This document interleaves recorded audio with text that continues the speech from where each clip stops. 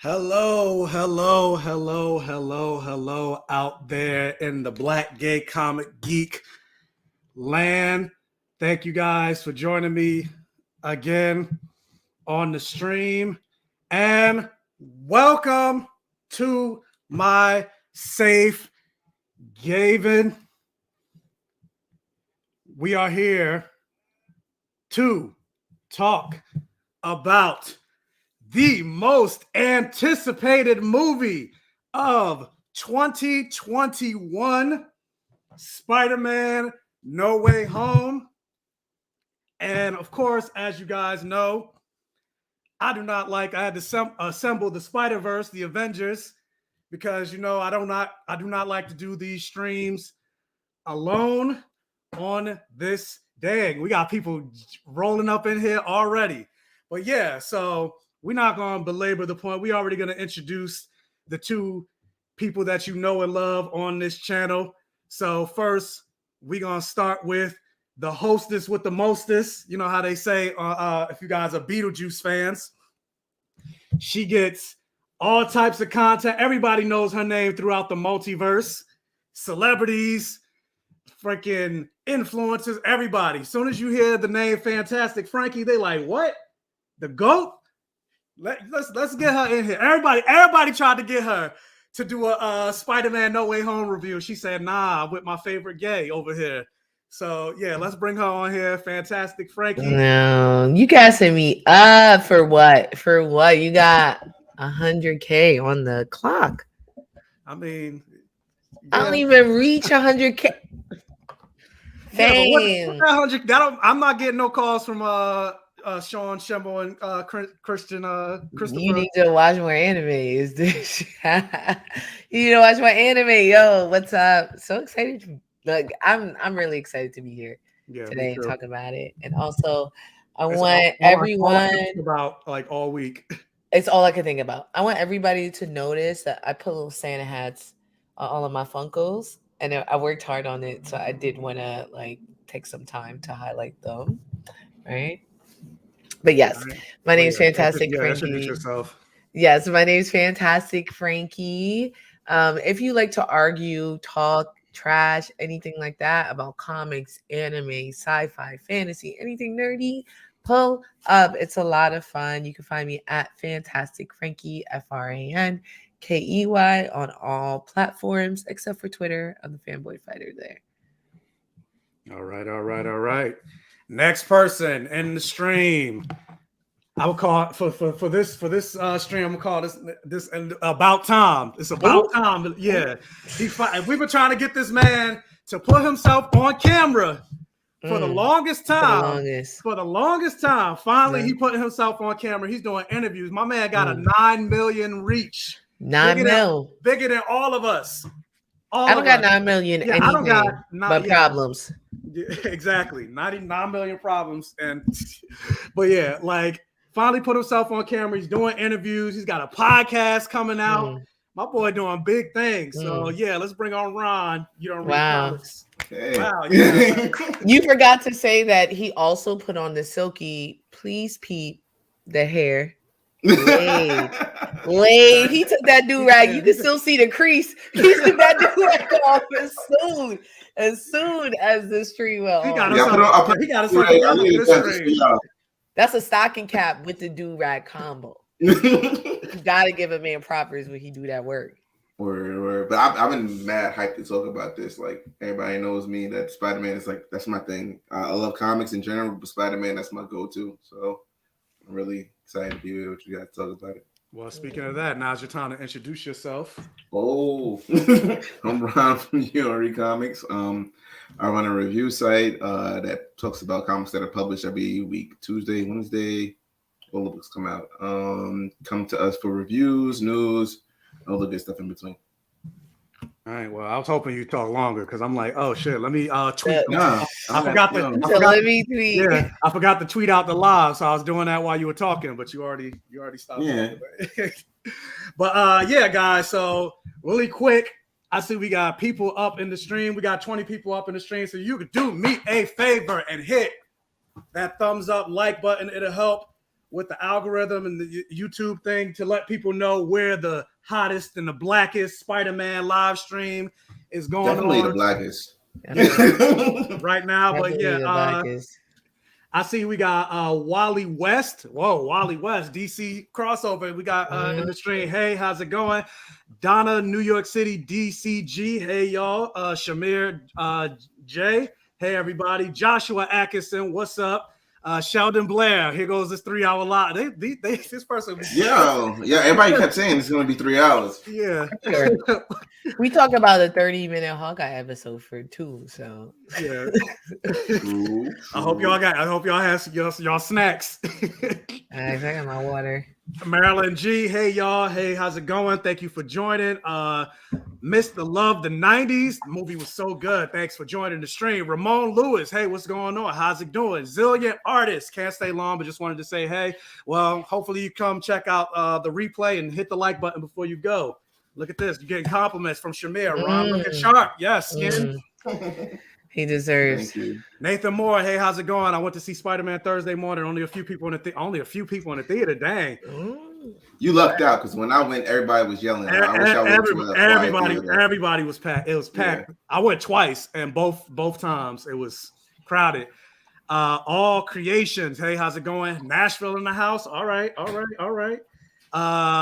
Juliana Zulaga, love seeing you last night. New subscriber here. Well, thank you. What you mean she loved seeing you last night? That's what I was like, what? Oh, you probably talk about movie files. Okay. I was definitely getting tight. I was like, oh. But yeah, don't get Frankie jealous over here. Okay. Who is this? Aaliyah Veal. Hey, how's it going? But yeah, guys, this stream, even though we're gonna be talking, the three of us gonna be talking. This is a live stream, so that means I want you guys in the comments. Which hopefully you saw the movie. You're not joining us and getting spoiled. Yeah, please go see the movie first. Yeah, please go see the movie. But yeah, I want you guys in the comments giving me your thoughts about this movie, like. Your hype. How was the theater experience for you? What does this movie rank in terms of your favorite Spider-Man movies, favorite MCU movies? And also, if you really want to support the stream, if you could do me a favor, it's not expected, but it is appreciated if you could leave a super chat. And if you do, I'll get to your question immediately. It'll really help out with the stream and everything like that. So yes. All right. Let's get started on Spider-Man No Way Home. So, Ron, I'm gonna start with you. Bruh. Initial. Bruh. I almost cried in there. You almost cried. It was that good on like so many levels. This man don't got no soul. I don't. I'm heartless. It was like, as a Spider-Man fan, especially like a comic book fan, it was one of the best Spider-Man stories I ever experienced in any medium. I put it top 5 Spider-Man stories ever, and that's including anything, comics, movies, everything. First off, like they took a bad Spider-Man story. If you're a fan, you know now One More Day is like one of the worst Spider-Man stories ever written. So they took that material, which is very brave of them, and then they turned it into a blockbuster. There was like a lot of fan service in the movie before we get to spoilers, but even without that fan service, the movie is incredible. The story of Tom Holland's Peter Parker, like his rise, fall, rise again, like what he goes through, and the personal sacrifices that he makes throughout the film really show you what a hero is. That's why Spider-Man was always my favorite hero. He always does the right thing. I haven't seen that in film in a very long time. Like I remember people used to say Superman movies like inspire you and stuff like that. We haven't had a movie like that in a very long time, and like he's definitely dethroned Superman as the best superhero ever, like for a long time now. All right, big words from You Don't Read Comics himself. All right, that's the story. You want to challenge me on that? I don't read comics. So. Yeah. Well, Frankie, what about you? Yeah, I mean, I totally agree. Not only was this movie great, but like any issue I had with any of the Spider-Man films since Sam, they took time to address and correct, including like some of the critiques I had with like Tom Holland Spider-Man. And honestly, it was honestly one of, if not, it like top 3. Yeah, top 2 Top two Marvel and not movies. two. Top two Top and 2 and not two. not 2. Top two and not I two. always feel weird putting anything over the first Iron Man. Really? Really? It's a deference thing. I guess because it's the start of the. Yeah, it's a deference thing, and like it was something that like you have to remember how we felt at that time. It was something that was like totally different, down to the post-credit that's scene. just because it was like the one of the first ones that like it broke open their door to superhero movies. That's But what I'm that saying. doesn't make it necessarily the best at all. Yeah, but that's what I'm saying. And other things are making it it's keeping it at number 1. Not saying like story-wise it's the best. I'm just saying like something about it, it's a deference thing. I feel weird ever putting anything above the first Iron Man movie. And that's a deference I don't even give to Black Panther. Like I can say there are other movies in the MCU that are better than Black Panther, but better than Endgame for sure. For sure, 100%. And to be honest, personally, I had thought Far From Home was better than Endgame in some aspects, because the one thing about Tom Holland's franchise, and honestly, all of them they're self-sustaining. I don't have to watch everything. It helps and it makes the story better, the Easter eggs. But like you said, that story, all of them sit on itself. And yeah, I don't really want to get into spoilers just yet, but yeah, for sure, I was blown the fan away. service was all over the top, and like I said, the film was so good. Even without the fan service, it would have been great. Like you said, you got Iron Man number 1. Before this film, I had Captain America: The Winter Soldier number 1 because it was such a grounded film. And you really didn't even know much about it, and like they were able to do so much in the story, the meaning behind it, the politics was really good. And they trusted us. Yeah. They trusted us as an audience to be like, you remember this shit, right? Cool. And if you didn't, you did. But like, I think that not just trust, but like inference. Even if you didn't watch it, that's what I've been asking. Like, I don't like being spoon-fed things.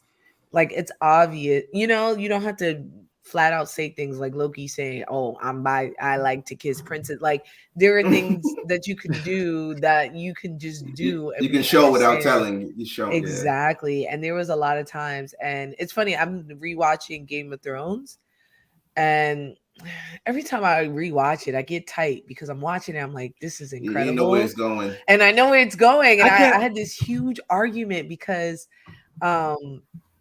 I was talking about how like, just the gall of how they ended it, and you know them picking. I'm gonna spoil it for y'all because like, who cares? If you haven't seen for Game of Thrones. Yeah, but like for them to pick Bran, right, was such a rude again. I don't know if it was for a shock factor, but the death that we saw in this movie was a way to do a shock factor that made sense, and that's all I've been asking for. You get what I'm saying? Like.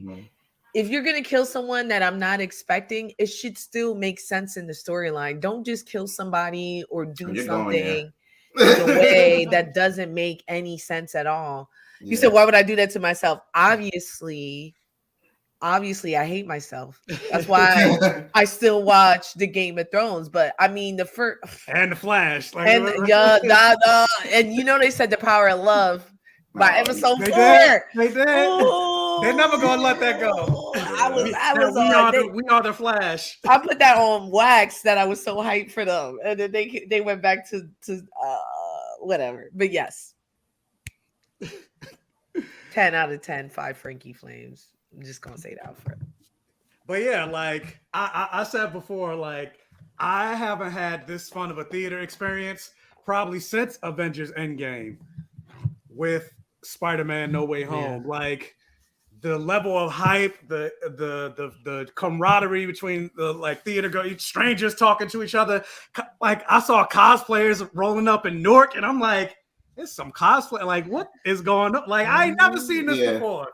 Usually, this was like Black Panther. It felt like such a community. Like you said that the strangers saying how to, like when I was leaving the theater and people were going in, I was yelling at them like, "Yo, it's the best movie ever!" Like. It tops everything. Whatever your expectations is, they're gonna blow it out the water, and like people going back and forth with me. It was just like, and I felt that need to talk to people. Like I had to tell somebody about it. This movie was the worst with like wanting to spoil it. It's like I don't want to spoil it, but I needed to talk to somebody about it. You know, it's just It was like you got good news, right? Yeah. Like I got this great news, and you got to sign an NDA. Like yes. I left there like, who can I talk to immediately? You know what I mean? I spoke to my dad about it. I couldn't sleep the night I saw the movie. Yeah, like I saw it at 9:00 on Thursday night.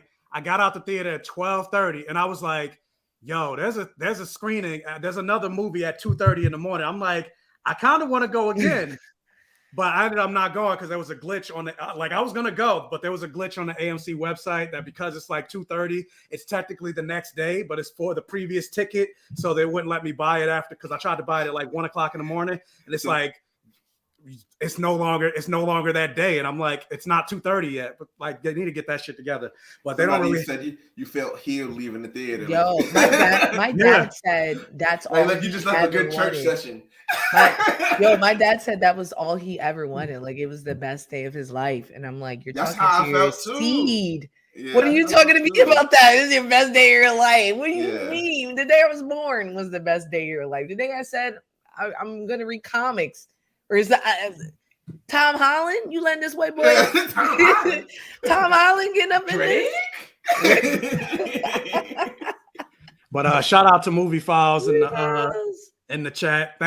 We had a fun time on his stream on us last night. Wow, he came here to glow. He's like, I'm interested to see what y'all got to say because I already heard Mike. I already had Mike. It's gonna be a different conversation though.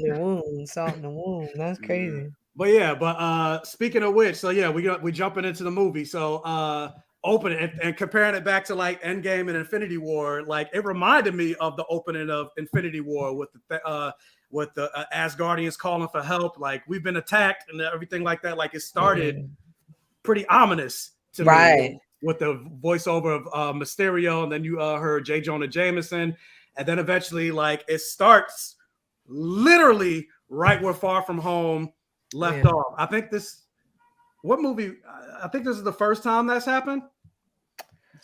No, Endgame. Endgame and Infinity War. That's I was gonna say, well, technically one movie. It was a 5 year. Yeah, it was, but it was like a 5 year time. I mean, like the second. Movie. Yeah, that's how Endgame begins. Remember, like, and Tony's on a boat. Oh yeah.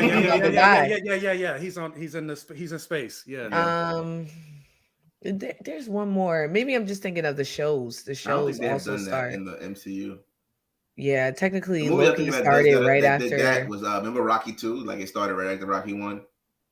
Yeah. Yo, remember True Blood? True Blood was like 4 seasons happened over like 4 days. Yeah, True Blood. Yeah, it was all like. It was like every season started at the end. Like it wasn't like 4 days. It was like 2 weeks though. It wasn't a long. Like I'm exaggerating, but not by that much. It was like one season was like 3 nights. Yeah, they all like took place like over 3 nights, and then the next season would start exactly when the end season, and finally somebody was like, "Yeah, I gotta do a time jump or something," because like I think season 5 is when they did the time jump. But man, that's when I got. That's when it got booty. They should have left it like that. They listening to us. We don't know shit. I love some CW, y'all. Oh, True Blood was on HBO. I release you. You get me tight. We ain't even start. I thought we was gonna be on good terms today, Ron. Right. Ron always be coming in with some trash. That's what I'm talking about. You really didn't watch True Blood? You would like True Blood. Yeah, you would like True Blood. I read comics. Maybe the first 3 seasons. It's the same. Yeah. You like Blade? You like Spawn? I mean, it's the same type of like lore. They crashed that series into the ground. Yes, they did. To the ground. But still better than Game of Thrones. But speaking of being crashed into the ground, Peter Parker's life has been crashed into the ground. You like that segue? Because the whole world now knows who he is, and so you see everybody's trying to get his attention. They get to Mary Jane or Michelle Jones. Who now we know her last name is Watson, Michelle Jones Watson. Are you Spider-Man's girlfriend? Are you Spider-Man's girlfriend? So Peter tries to grab her, and one girl tries to grab him, and then he tries to like get off me. He's like, Spider-Man hit me. I'm like, that's so real life. And then and then you see them swinging through the city, and I love the cinematography, like how that almost had to look like the camera was on his shoulder. It's disorienting. Yeah, it was very disorienting as they were swinging. And like, how did you guys feel about that? Like, just the opening in general. You know, and we'll definitely get to it later when we talk about the ending. But the first thought I was like, finally, because shit is too sweet for Tom Holland's Spider-Man, and that was always. Oh my god, I just thought. Wait, I just. I know you hate that, Ron, but like, and I'm not saying that that's who Spider-Man is. You're not telling me the best Spider-Man stories are not when he's down on his luck and he's reminding us that he's choosing to be a hero genius first. in New York City, and he still was broke at the time. No, he was broke in the 60s. It doesn't make sense right now. But a white genius going to a specialized high school. Are you not telling me? And I'm not just talking about him being rich. I'm talking about him being alone, about him feeling. About him choosing being Spider-Man over his loves, over his friendships, over he constantly has to choose the city and choose being Spider-Man first. Is that not your favorite? That is, but we're dealing with a Spider-Man that's still in high school. We've never gotten into those. Yeah, and I get that, but what I'm saying is, I still was sitting there like, yo, he got this full-on team. He chilling, and they reminded him, right? He's talking to the other Spider-Man. They said, you got a team. Then you go with the spoilers. You live in life. Early. I mean, we call it a spoiler review. Come on. Don't do it. Get there. But the thing is, though, like people always complain about, like I always heard the Iron Man Jr. complaints from like a certain group of people, mostly like the older crowd. I never said that. I did say how he gets to Europe. I didn't say you. I did Iron Man Jr. for these first two movies. I didn't say you, but a lot of that is to do with the comics, like. I mean, especially in the Ultimate Universe, Peter did idolize Tony, and it just made sense because they led the end with Civil War. I was gonna say that. I was gonna say that, like, people forget that, like, how he was manipulated into taking his mask off. You get what I'm saying? And I think, but let's not make it seem like even when he was a university teacher, he was never stupid rich. Yeah, and that's why. You making it seem like he was stupid rich, like he should be stupid rich, but he's not because and that's why choices to be Spider-Man first. The first two films. You can also say he's not good with money. Yeah, whatever, but don't make it seem he making it seem like shit sweet, like he on the Upper West Side. No, the first two films they made sure to get rid of everything Tony gave him in both films. No, he was in Europe in the second film. He was in Europe, trip. On a school trip, you and he loves Tony's suit. And then in the first movie, you went to Europe. Tony took Did his you go to Europe, Ron? Did you go to Europe? Yes. No. Did you go to Europe? You from the tri-state? I'm black and I'm from the projects. Of course, I didn't go to Europe. What do you mean? He poor too. He white. So what, yo? No, it's no so what. He white. He poor white. Poor white is the worst type of white. He poor white. Poor white is a. It's not the same, bro. And not New York City, at least. I love y'all. Maybe like a poor Southern white or a poor Midwestern white, but a poor city white? Nah, bro. Nah. There's really no such thing. Poor city white. What? Look at this. Look at this. Frankie ain't right, yo. Because he's sensitive about his shit. About his Spider-Man. Hashtag you don't read comics. I feel you. And we came in here with love. We agree. We like this movie. I did, and that's the critique is to say that I love it. I love that they're showing this. Like Spider-Man always chooses to be Spider-Man first. Mm-hmm. That's the thesis of Spider-Man. Even when you go to what was it? The end of the first one. He invites him to join the Avengers straight from the comics, and he says no.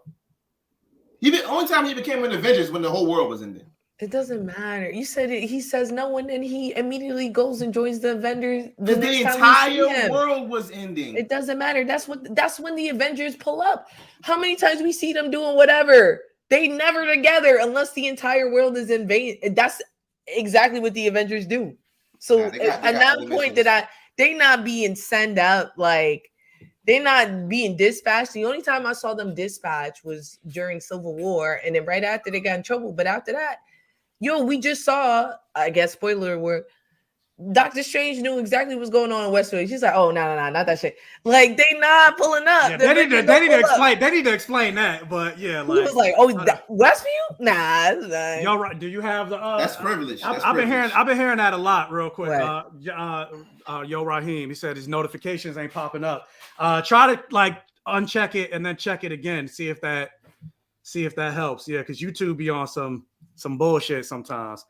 But so yeah, so they're swinging through the city. So then eventually they end up back at his place with his Aunt May. And so they go in, you see them changing. Happy, and that's when you find out that Happy and Aunt May they no longer doing their fling no more. Pause. Like no homo, but Tom Holland was mad shredded in that scene. Oh, I'm gonna get you. Oh, you think I'm not gonna talk about that? We not even there yet. That is a child, y'all. That is a child. That's what Tom Holland not a child. Tom Holland is old. almost is like 26. Yeah, that's why he liked the blacks. Yeah, because him and Zendaya. Even before he was with the tall girl. Like they were dating. You mean the person that played Liz called Allen? Alexa? She wanted listening. She wanted to join in. She wanted to join in on the conversation. It's scary. But yeah, so Happy and Aunt May ain't together no more. He ain't happy anymore after that. After that did conversation, you feel like she kind of did him dirty, like he was a rebound? Yes. Yeah. First of all, let me tell you something. I always have this issue where they be showing this over the hill fat actor with this bad chick, pushing that narrative that like no matter what, like you could get a bad chick. Why would she be slapping Happy's cheeks unless it was for a rebound? Like, in what world is she? Come on. Yeah. I was like, yes. Why would he think it was anything else? That gets me tight. Like, if look you at ever every watch Adam the last Sandler movie, OG, though. that's what I'm saying. It's a narrative. It's a dangerous narrative. King of Queens, all that stuff where they just put some fat, pudgy, unkept, whatever, and then they find a supermodel. Yo, Melissa Tomei is prime white woman, and they put her. But I'm glad they got this, because usually you see that, like you said, you see that from men, but this time it's like, nah, I'm living my best life. I'm a widow tripping over.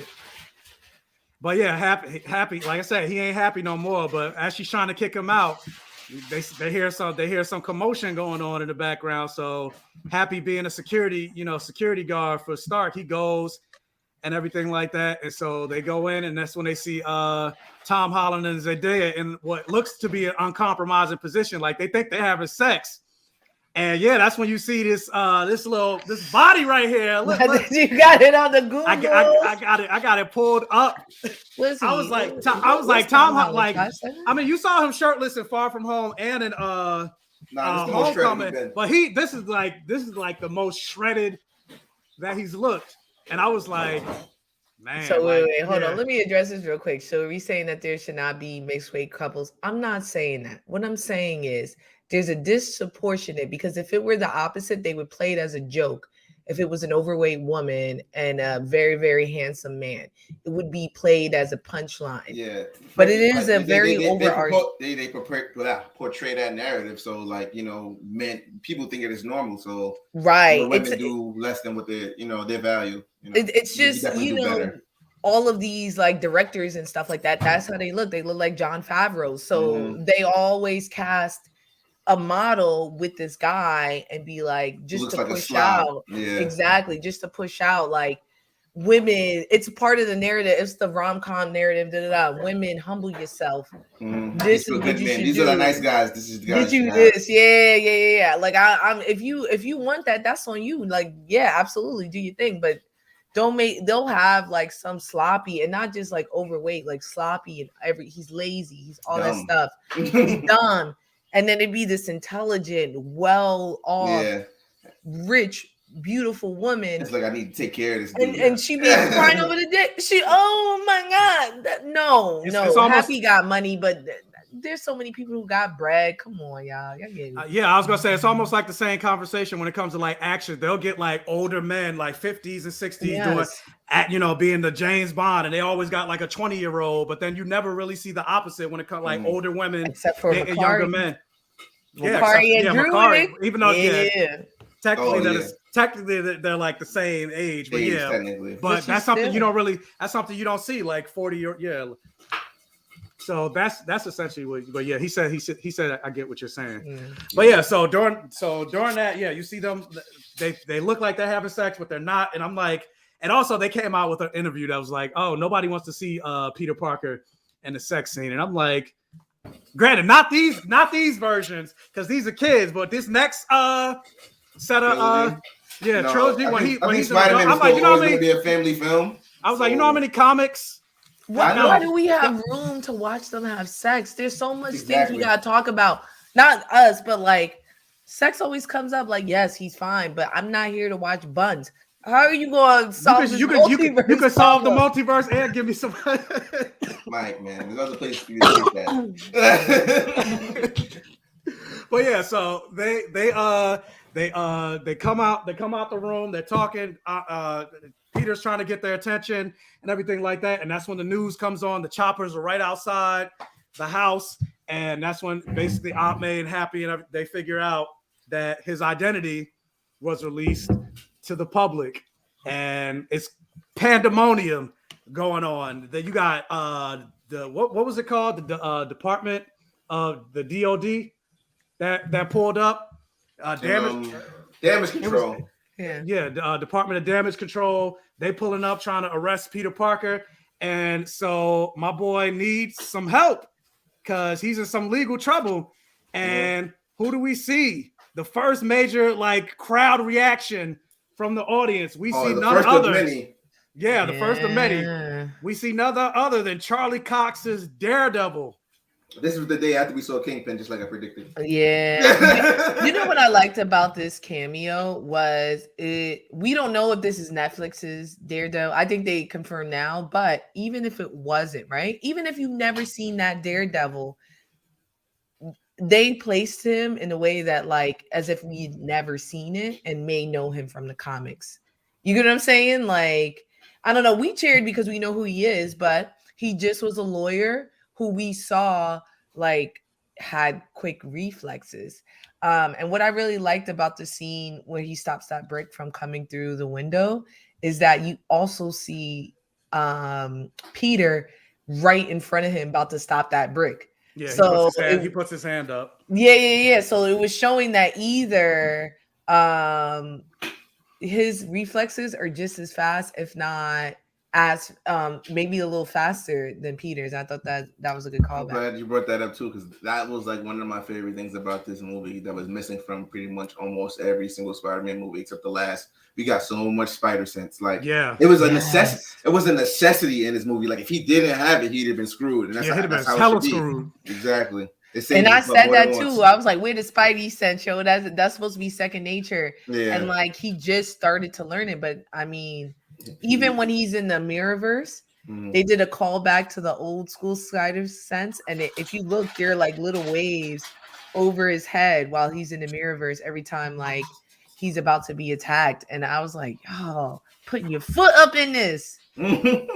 Damn. Hold up, wait. I didn't like Murdoch catching the brick. He knew Peter would have catched it, so he wouldn't have to have exposed himself. I don't think he knows that Peter has a spider sense. Yeah, he doesn't know. He doesn't know. Superhero. Yeah, he doesn't know what Peter's powers are. Right.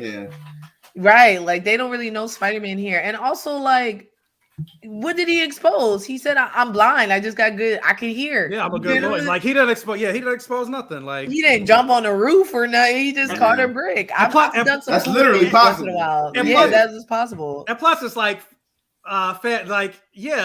it was fan service more or less. It's yes, he's still there.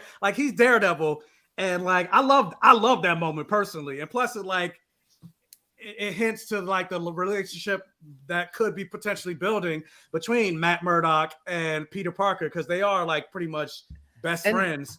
And also, as a lawyer, if I'm trying to get you to trust me and I do something like that, then now you saw his guard goes down. He's like, this guy's all right.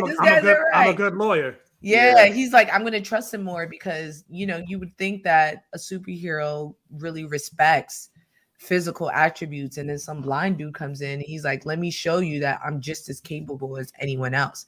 So psychologically, I think that was a great choice for him as well. Just like Al said, he caught it for us. He caught it for us. Al was here. The comment about that, Sheldon said, I like how his spider sense was part of his maturity. That was true. When they get the Doc Ock scene on the bridge, he knew it was going to happen before it happened. He's like, danger. So something big is coming and I need to get ready. It wasn't just he wasn't the same clumsy Spider-Man, at least when he was Spider-Man. he was the same clumsy Peter Parker, but his Spider-Man was like way more mature. Way more mature, Yeah. leaps and bounds more, and Yeah. it almost felt like the first two movies were prologues. They were, and like all the hate the first two movies get from like I guess older fans or people who like the original trilogy. He was always like such a Spider-Man. Like he always did stuff that we never got from the first two films, the first two series. He always gave us more. Like you get the science side, you get the quips, and you get like he did the best thing ever in the first movie when he saved the Vulture. Like that was the biggest thing for me as a Spider-Man fan. Like Spider-Man doesn't let anybody die. Yeah. No matter what Spider-Man, he tries not to let anybody die. You know, he would say that a lot. Like a big like no one dies. Like no one dies. And that's from issue 655 from Dan Slott's Amazing Spider-Man run and Spider-Man Big Time. Nobody dies.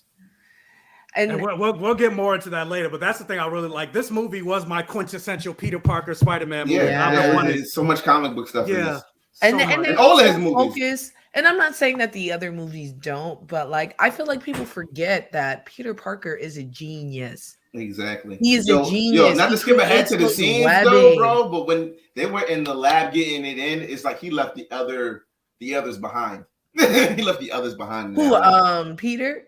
Yeah. He left them behind. And then the other Peter, like I don't know. Of the three Spider-Mans, to me, Andrew always seemed the smartest. Like if I got the three, I think so. I would have picked Andrew randomly, but Andrew just doesn't have that tech. Like it was obvious that the tech in this universe. But I mean, Peter didn't make that tech. He didn't make it. It just he didn't make it, but he understands it. But that tech, right? But that tech has existed for a while, and Peter kind of grew up on that tech. Andrew is in a different universe where that tech doesn't exist. Okay, you got it. Andrew's my favorite anyway. You got it. Oh, yeah, of course he's our favorite. We're all millennials.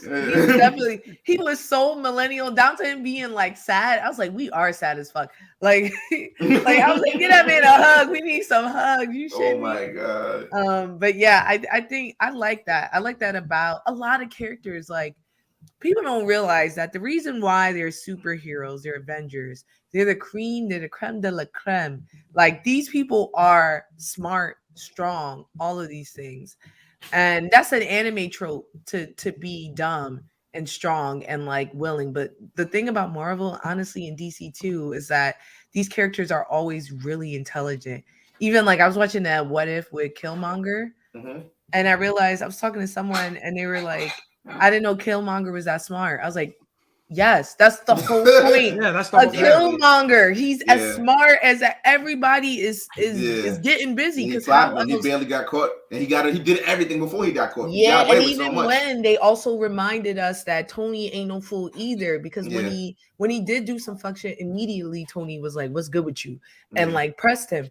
But I think that's something that Marvel just never has the time, and even with like what we're seeing now in Hawkeye, Marvel never has the time to show us why we love these heroes that, they have the time in the comic books.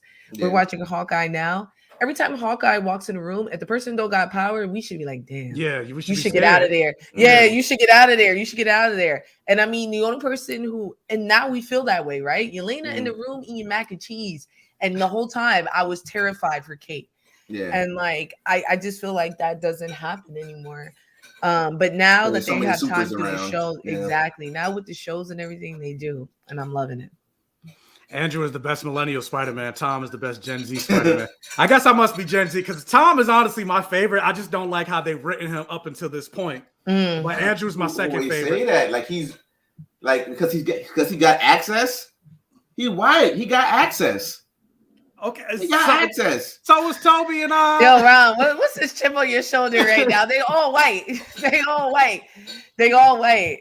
I did like that. Yo, that line was a callback also to Spike Lee that Jamie Foxx had. He was like, I thought you were a brother because your whole body is covered. Yeah. And like that's so meta to you say. From Queens, you helping out the poor. Yeah. I thought you was a brother. And I'm like, y'all don't realize that any that happened in the comic book too. That's a line straight from the comic book where a firefighter thought that when he found out Miles was black, he's like, I knew he was black.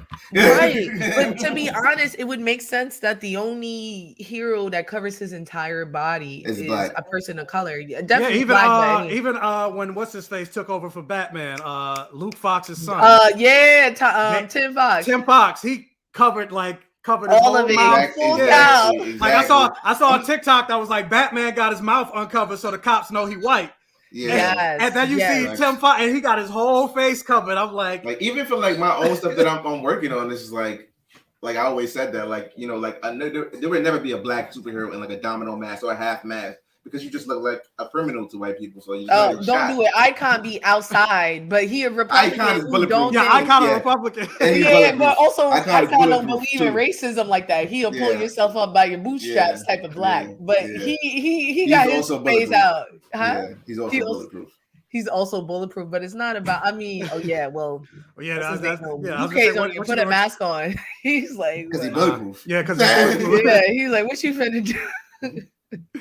But after the whole Daredevil thing, they have a whole conversation about getting into MIT, and Peter goes to school, and you see the principals and everything like that. They got this. Some of them got this whole hero worship, and some of them was like, "Nah, you a murderer." Like, yo, my man JB Smooth is in everything right now. Can we take a second to give JB Smooth his flowers?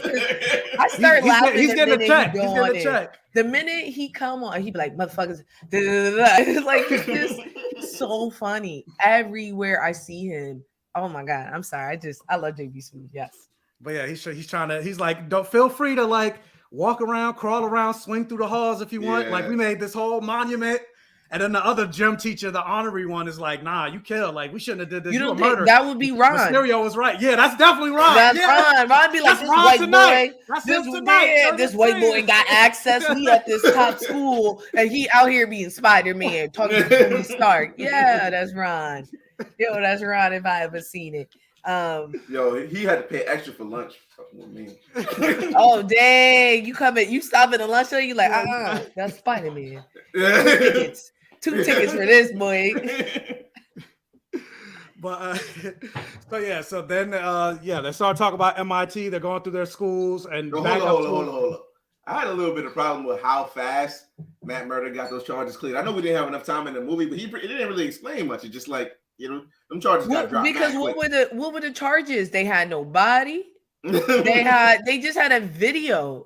What was no matter of fact, never mind. He's white. Never mind. Go ahead, continue. He's white. He's an Avenger. Never mind. It wasn't just Matt Murdock, right? It's Matt Murdock and Stark Industry, whatever funding. John was, John Favreau, yeah. So like, but just that, I was like, what evidence do they have against him besides a video that could have been doctored, right? Which was doctored.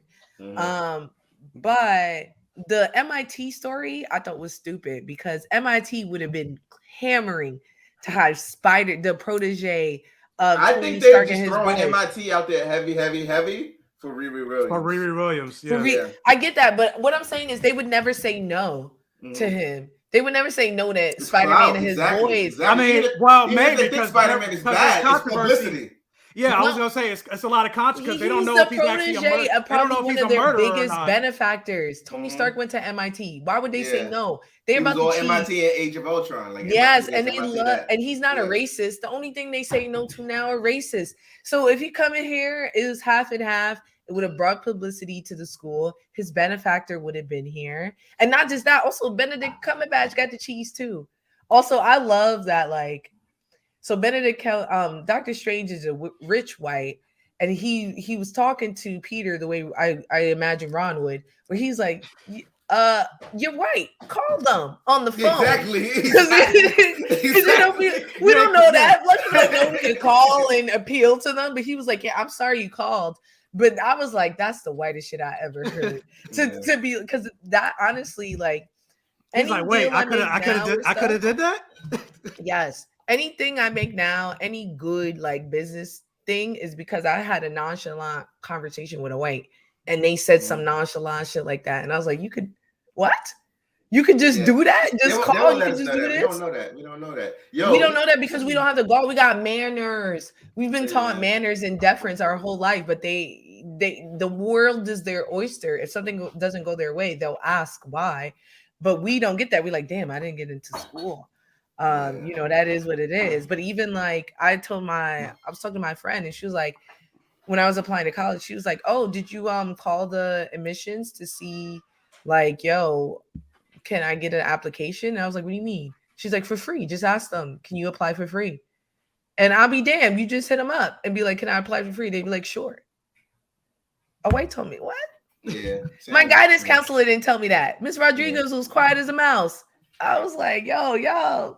But I don't think it was lazy writing. Lazy writing. I mean, like, because, like I said, because part of me kind of gets it, because it's not just the fact that, oh, Spider-Man's identity was revealed. There's a little bit of controversy regarding, because they don't know if he's a murderer. Like, a lot of people think he's a murderer, so that's an added thing. They probably like, nah, that's a little too much. You know how many murderers probably go to MIT and all these?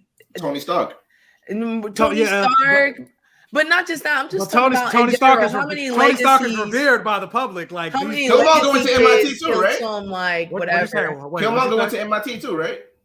Yeah, Killmonger did go to nobody yet. Yeah, he ain't killed. He killed somebody after. Oh no, he did. He did kill people, but they don't know about that. He killed it was his quiet. girlfriend and what's his face. But yeah, they don't know that. He said, "Yo, it was like this ain't Ned straight snitch." I knew that. I was just about to get to that. Something I forgot. Like, so they mentioned like Nick Fury's been off planet, so the government apparently knows that. I'm like, how did they know that? Well, yeah, I'm like, how they know that? Hinting that wasn't the like FBI. That was the local law enforcement. It wasn't that either. It was like, who was it? It was the DOE. Like no, shit, not the DOD wouldn't know. Yeah, that's what I'm saying. So what? At first, I was like, "This is the NYPD," and then when he said, "I was like, oh no, that isn't my bad." Yeah. Yeah. So they reveal, he's been off world, and I think that was more so for us, like, oh, Secret Wars is coming, guys. Yeah, or Secret Invasion. Yeah, but he didn't even ask a question about him being off world. No, well, he said I don't think they let him ask any questions. No, really. he said ask Nick Fury. Like, he knows that what's his face. Yeah, but that wasn't Nick Fury the whole movie, so that's why they when he said he's off world for a year, he could have been like, Bar, I saw homeboy last week. He just saw Nick Fury last That's week. why he was like, what? So yeah, but he never pushed it. He never pushed it. I don't know. But yeah, I don't know. But yeah, that's when freaking MJ, she's like, no, I know my rights. Like, you can't. What are you gonna do? You gonna try to intimidate? Like, I know these lines. I've seen so much. Yeah. Who don't know the rights by now? Yeah, pretty much. Like, you know how many? You got to watch one episode of Law and Order, and like anything. Rights, even movies that don't got it, they be like, you know your rights. Yo, MJ be on it, but like the most woke thing about this movie was Wong being the Sorcerer Supreme, yo. Like, we were saying that for mad long. Like, yo, this dude, Doctor Strange is never there. He's the Sorcerer Supreme. We'll get to that. Yeah, but that's what I'm saying. I liked about the movie. It's almost as if Kevin Feige sat there, read through every single one of our Twitter threads and lives, and everything we ever complained about of any Spider-Man franchise, of any of the characters that touched that screen. He was like, "Let me fix this real quick." Yeah. You get what I'm saying? We've been saying that about Sorcerer Supreme, and he's like, all right, let me fix that real quick. Well, no, we're not saying that Peter should have knew it was a Skrull, because he doesn't know what a Skrull is. He never met one. Yeah, he never met one. Only but still be like, I just saw him last week. What are you talking about? He been off world this whole time. Like, he'd be like, what? That's a lie. I would at least say that. I'd be like, yo, my man, I just saw him. He came back. Something like that. Like, oh, he must have not hit you up. I would have said something like that. Like, you must not be privy to the things. Yeah, you must not. I'm an Avenger. Like, he ain't wave his dick once. I was like, yeah, he's bugging. No, that's not Spider-Man. That's not Spider-Man. But this Peter is different. This is Spider-Man before Spider-Man gets to really be Spider-Man. You get what I'm saying? We about to see Spider-Man that we know after this. But speaking of somebody knowing, so Ned know way too much, and he can't keep it to himself. The whole movie, like, soon as that cop wrote, he's like, I knew before MJ, and I was this guy in the chat. Like, he's giving away all. He wanted credit though. He played to he wanted credit. He played to his ego. I'm like, come on, dude. But Ganke snitched in on Miles. So Ned is totally Ganke. Like, yeah.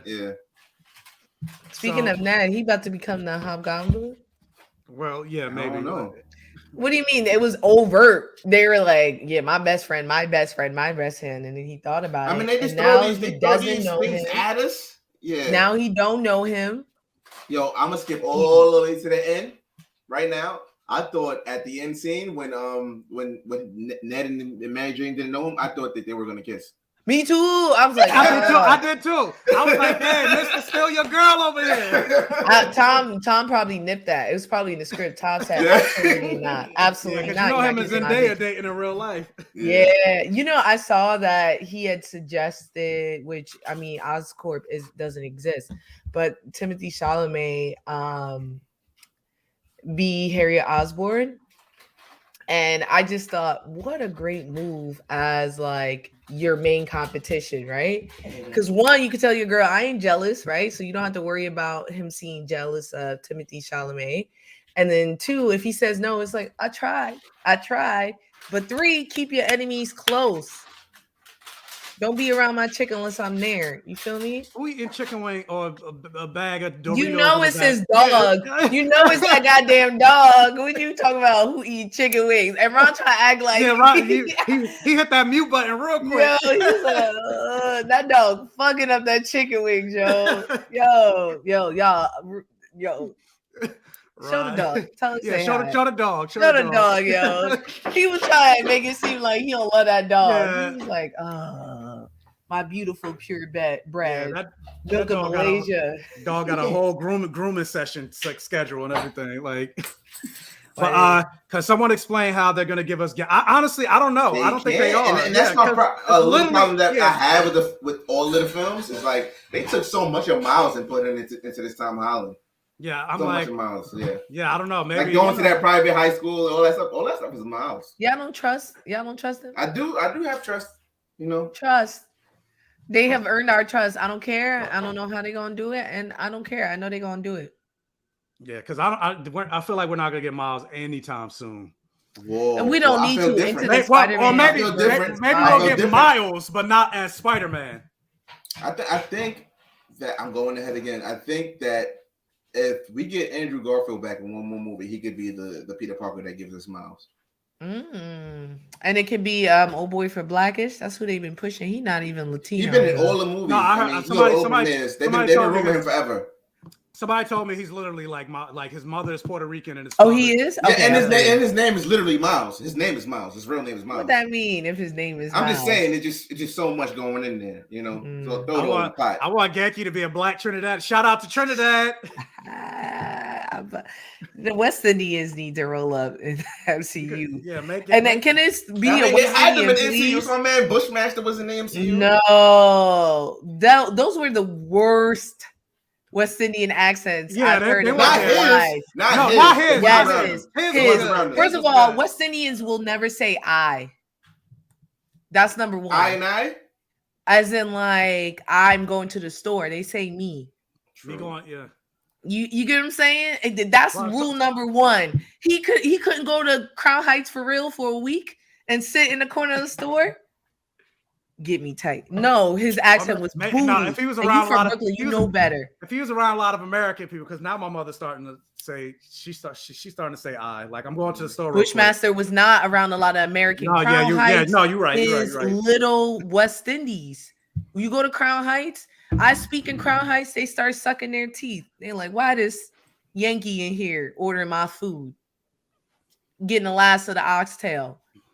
Give me tight. Oh, hey, boo. Hey, Jessica. But speaking of somebody giving me time, like I'm not a fan of what they're doing with so as they're doing, they don't get into MIT, and then you see Flash show up for the first time, or not the first time because he was on there when he found out Spider-Man was that's my best friend. I don't really like what they're doing with it. Like, what are they doing with Flash? Maybe that's their version of a bully. There's no such thing as the old school bully anymore. Nobody's going to school and knocking people's teeth out anymore. No, but still, like it's internet bullies, and that's what he was. And it's the same thing. Flash did love Spider-Man. Flash wanted to be Spider-Man's best friend. That's all in the comics. Yeah, that's true. Yeah, like he didn't love Peter. He liked Spider-Man. Exactly. Yeah, John and Peter. But I'm still just like, I don't know, because I don't see this. Granted, obviously, that's not to say they're doing. They're not going to go Venom with him. No, that's why I'm like, I want them to, especially with the end credit scene. I'm like. But whatever. I think they also made a statement in this movie, and particularly Joshua just made a mention about like, will Zendaya dye her hair? They made a point in this movie to say this Spider-Man is our own version that the MCU has created. Mm-hmm. This is nothing you know. Yeah. So even every time they saw something that's different from the comic book's origin, because both the other two Spider-Men, like besides the webbing, right? Everything else is from the comic books, right? Mm-hmm. It's pretty true to it. So they were like, look, stop looking for what you know. This is different. And they were making that statement time and time again. I thought they were teasing the Zendaya dyeing her hair red because she picked up like the hair dye. It was a joke. It was an Easter egg, right? Yeah. Okay. I don't think she's gonna dye it. They did. I did have a question. At the end. First of all, I don't think we're gonna see her for a while, if at all, ever again. So. Maybe, but at the end, she busy. She probably got because they're going to MIT and Peter's still in New York. So at the end, when she had a Band-Aid on her head, was that from the fight, or were they insinuating that was from the fight. That was from the fight, and she didn't even remember it. Like, she said, "Don't hurt it." I didn't know if they were like suggesting, because they didn't even talk about her getting beat up, like her being abused by her father. Mm-hmm. So I was like, "Oh, are they suggesting that?" And then I was like, "No," but if she says it doesn't hurt anymore, that means like that's why he said no. He's like, "Damn, why would I bring this back?" Yeah, but speaking of, let me address this. Hey, Jessica, best friend in the stream. Hey, $20 super chat. Thank you so much. I'm here. I'm late. I'm sorry. Hey, Michael. Hey, Frankie. Hey, Ron. Hey, how's it going? Thanks for joining. So where was I? The MIT, Flash, all that stuff. So problems, can't get into MIT, and so the world is coming to shambles in Peter Parker's life and his friend's life. And Peter Parker's always selfless, so he's not even thinking about himself; he's thinking about his friends. And so he wants. But is it shambles yet? I don't think it's shambles. It's not shambles. No, it's not shambles right now. For him as like a teenager, like, dang, I can't get. Yeah, and then because I'm saying the movie gets progressively worse. No, it gets progressively worse. But in his mind right now, it's shambles. It's shambles. Like I'm one of the smartest people around. I can't get to college, and my friends can't get to college. When I was 16, I couldn't get into a Linkin Park Jay-Z concert, and I cried for days. My life was in shambles. And you talk about not getting into your college? Yeah, your number one choice. Or not even just your number one. He didn't even get into his backups. None of them. But not just that, but also so the people who he loved and helped him. He ruined all of their future. Your life's in shambles. Yeah, they threatened to take him away from Aunt May. Yeah, they was talking that. Yeah. How you gonna take me? I'm 17. That's stupid. How you gonna take me? I got superpowers. Yo, facts. I want to see just one hero say that. That's not like Homelander. Like I want to see an actual regular hero. Like them say, what are you gonna do? Like, what are you gonna do? Like, yeah. He's gonna be like, I don't want to do that, y'all. Like, I get it was wrong, but like, come on, y'all. You know what I'm saying? Like, I'm not trying to do that. But yeah, they really took away everything from Peter. Like, yeah, he ain't even got a diploma no more. Yeah, he had to get a GED. That's all. Like, they he got to get his GED. Like, dang. That's the end of the film. I will touch that later. Yeah, I know. But while they're looking at the sitting, why can't I find my words? While he's sitting in the cafe, he looks up and sees the Halloween decorations and everything like that. And that's when he's like, wait, I do know a Sorcerer Supreme, or so he thinks. Right. Mm-hmm. And so he pulls up to Beaker Street to the Sanctum Sanctorum, and that's when you see all this blizzard snow because they say a portal opened or whatever. And I'm thinking the whole time, like, they got magic. Why they got these two? They got two immigrants, but that's what it look like. Yeah, fucking sweet. First of all, why is it only two? And they're sweeping out the source of the Sanctum Sanctorum. I'm like, they don't know a spell to like get rid of all this snow. They never use magic like that though. They're just trying to be funny. Actually, I'm lying. Well, maybe because it was a woman. What's her name? Tilda Swinton. Shit. Why can't I remember her name? Whatever. The ancient one. She was using it for like mundane things, like making tea and shit. But that's because she's a woman. Like, why would Dr. Strange be doing that? He could get 2 slaves. He's a rich white man. I mean, no, he did it in he did it in Thor Ragnarok when he was making Thor like a beer and thing. Like he was a man. He was talking to another man. He wasn't cleaning his crib. Wait. If this Peter's so smart, why he need a GED? Because getting a GED is like you gotta. It's different. Took the GED. That shit hard, y'all. It's different curriculum. Yo, I had a 3.8, and let me tell you that GRE, not the GRE, the SAT and the A, those standardized tests are not easy to study for that particular. And it is the fact that he's just not in school, so he's not studying anything. Yeah, but the GRE is supposed to be like, right? Not the GRE. The GED is like, yeah, it's a whole different thing. So he has to learn this new way of getting his. I do agree though. Like he was doing, but he's probably not. He's working on nanotech. Yeah, he's probably not like studying it, but he's probably like looking through the. Seeing what's on it, you know. Yeah. Can you imagine? Like, yo, the other day I was creating a nanotech suit. Like I healed an electric man. Electric man. I healed a lizard. And now I'm doing trigonometry. The hypotenuse. That was crazy. I'm reading about somebody ordering 40 pizzas. That's crazy.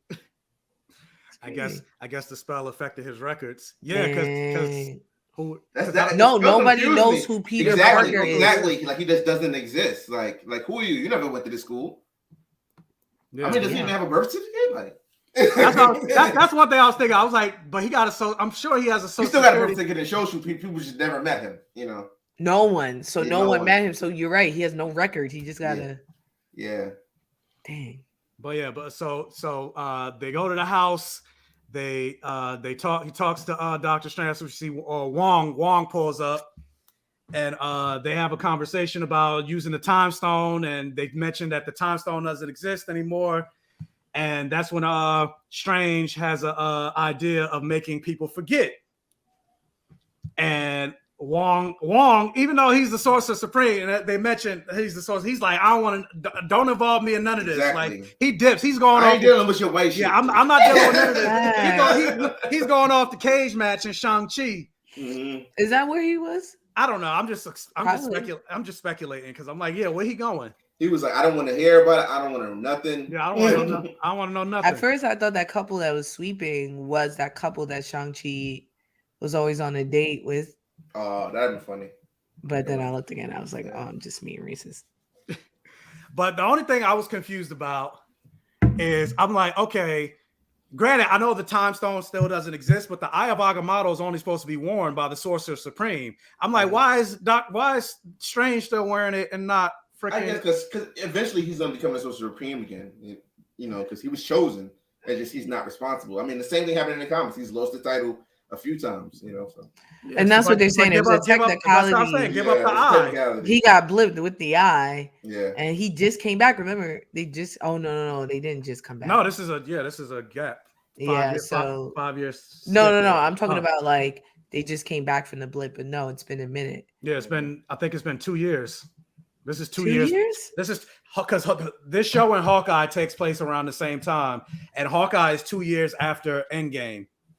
And so this is 2 years after Endgame. Because you saw the Rogers the musical. I did see that while they were swinging.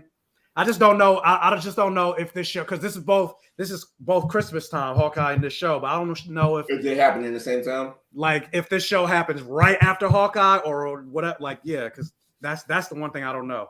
Do you blip with the clothes? Does the accessories count? You do. Yeah, they blip. They had they blip everything. Yeah, they didn't come back naked. They didn't come back naked. Yeah. Yo, I do have to say the Yelena blip was the coolest of all of them that I saw. Because to her, it was a second. Spider-Man. Yeah, I know. Oh, yeah, Yelena came in and out the bathroom. Yeah, she came. And how it changed? Yeah, it was like in and out. Yeah, that was cool. That was real cool. I was like, because that's how it felt for her. Mm-hmm. You know what I mean? Like she washed her hands and then she looked around and the bathroom changed. Mm-hmm. And I like the way how it slowly went from whatever color to the new color. To the new color. That was a beautiful shot. They showing their ass. They're putting in some work. Yeah. And you know, I got to rant about DC real quick because I grew up DC girl. Ron, put the thing on mute. She got. I just get, y'all. Objectively, I feel like DC has better stories a lot of times. There are so many other stories that are incredible. And I just see the Marvel Universe frolicking, being incredible. And I'm like, this could be us. This could be us in DC. It wouldn't be us because DC is too white. It wouldn't be us. It'd be them. Yo, DC got milestones. They can drip that in now, right? We got They Naomi. could, We got but will Naomi they? coming. DC, Will they? and don't do Will that. they? Don't do that. Will they? Will they? DC has not been doing their best to be diverse, not just black, white, trans, LGBT. Everybody and their mom is in DC right now. That's not true. I think Marvel does it a little better. They've been doing Well, it. not a little, but Marvel does it better. Oh my God. Marvel But does you're it not better. telling me that DC's not getting diverse, really They are getting diverse? diverse. They're getting really better. diverse. Well, I because still we're think yelling Marvel at does And it better. when It's not because- Milestone come back, when they really come back, don't y'all talk to me. I'm already on Don't it. y'all I'm don't buying their y'all talk books. to me. Y'all out here talking I to got all the books. What are you talking about? Y'all get Same. me I got all tight. the books. It's making me itch how tight y'all get me. DC Shout was out good to my us. mug, living in America with Wakandan roots. That's what I'm talking about, yo. DC was good to us. We grew up, it was Batman. We grew up, it was Wonder Woman. But lately they haven't been. Yes, but that's what I'm saying. That's why I'm tight, because I knew I grew up. And also, speaking of DC, I'll pivot back. I'm glad that the Green Goblin is finally getting his propers. And I'm not saying that how do you say his name? Willem Dafoe. Willem Dafoe. Yeah, whatever. White man. I'm not saying that he wasn't good in the first Spider-Man, but I don't think people realize that the Green Goblin is the Joker of Spider-Man. And honestly, in a lot of cases, in a lot of ways, he's a little bit better because of his ties to Spider-Man and just those connections and how much deeper that makes the story. But the Green, thank you. Yeah. CW. Nah. No, Titans is fire. That's not CW. That's not CW. Look, semantics. Is What it? we doing? Semantics, y'all. Semantics. We're not gonna get into that. CW, HBO, like there's no semantics. Semantics, y'all. They all owned by the same thing. Either way, I think that finally people like anytime the Green Goblin shows up, and the way that when the Joker shows up, and we're like, damn, it's about to get whatever is happening is about to get ruined. The Green Goblin is worse. You get what I'm saying? Because he's not afraid to kill Spider-Man. He's not afraid to kill you. You get what I'm saying? And I'm glad that they're finally showing how like menacing, scary. He was dog washing. Yeah. But before we get to, we're still at the spell. I'm sorry. We had to spell, but I mean, so they go downstairs into the ancient catacombs or whatever, and Strange starts casting the spell.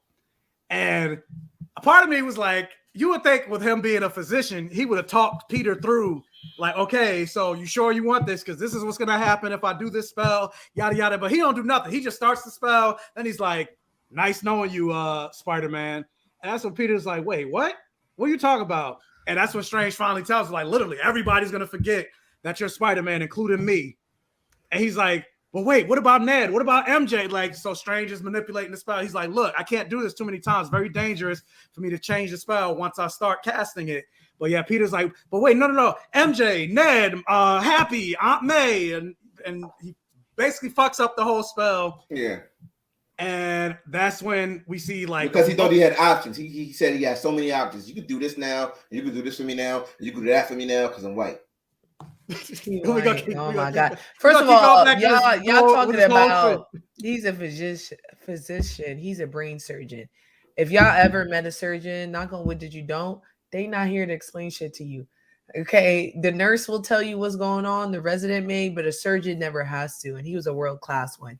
So he comes in, he says, yo, your brain broke, I'm gonna fix it. You want that? Okay, and then he'll leave. And that's what he did with Peter. He's not used to having to have to explain something to this child. He said, yo, he's not used to children in general. Yeah. Titans is trash. Come on, Frankie. I was rooting for you. No. Ain't nothing better. Y'all not gonna do that for me every time I get on this show. Ain't nothing better than watching Batman. Somebody's paying Frankie to say all of this. No. She got a contract with DC. Don't be spreading that rhetoric. Don't be before I get to cease and desist. No, that's serious though. Like Titans is not trash.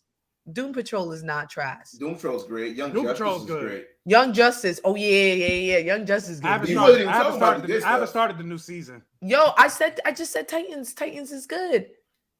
What you talking about, Frankie? I just said Titans. Yo, Titans is good. I love watching them read Bruce. Every time they see, they be like, Bruce. Bruce Wayne, you raggedy motherfucker. Every time they see him, Titans is great. You kidding me? I'll be sitting there yelling, yo. And Donna Troy is a piece. I love it. I love it. Don't do it. Now we're not about to pretend like Marvel out here feeding us with diversity. They gave us Black Panther in 3 seconds of a kiss in Eternals and said that's enough. That's what I'm saying.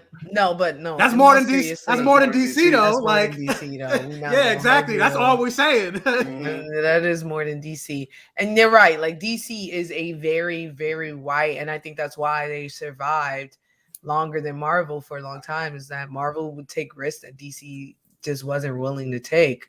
First with women, right? DC wasn't taking risks with female superheroes. Used to be a secretary.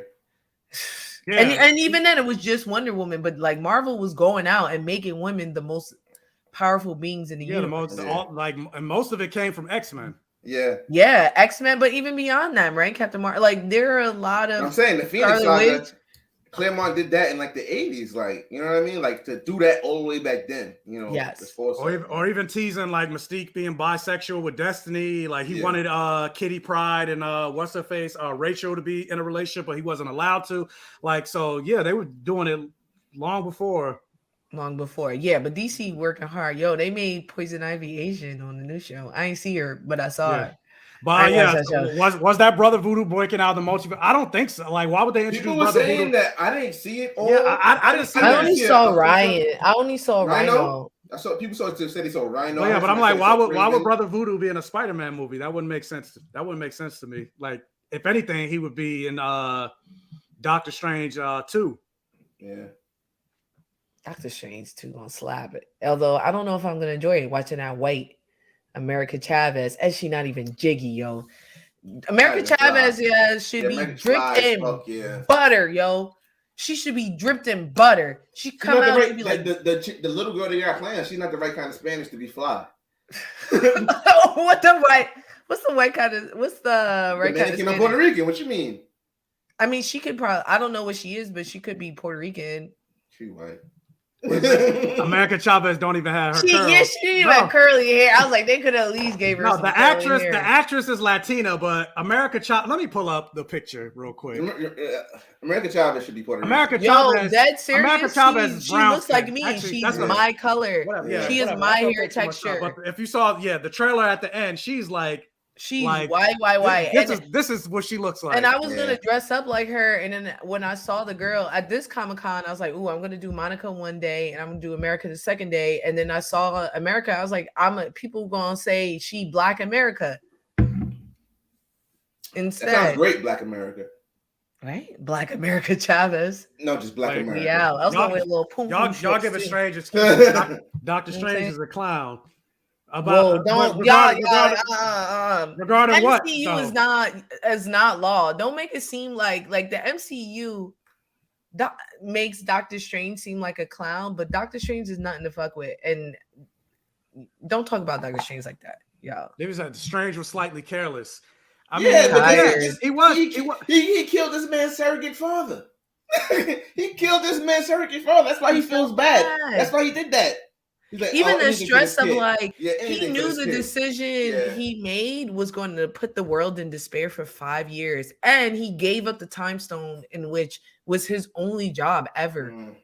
Like, that's a lot, yo. He's still a man. And but I've heard a lot of people say that, like, why would Strange do this, when especially considering the consequences? Like, this is stupid. Because he killed this man's surrogate father.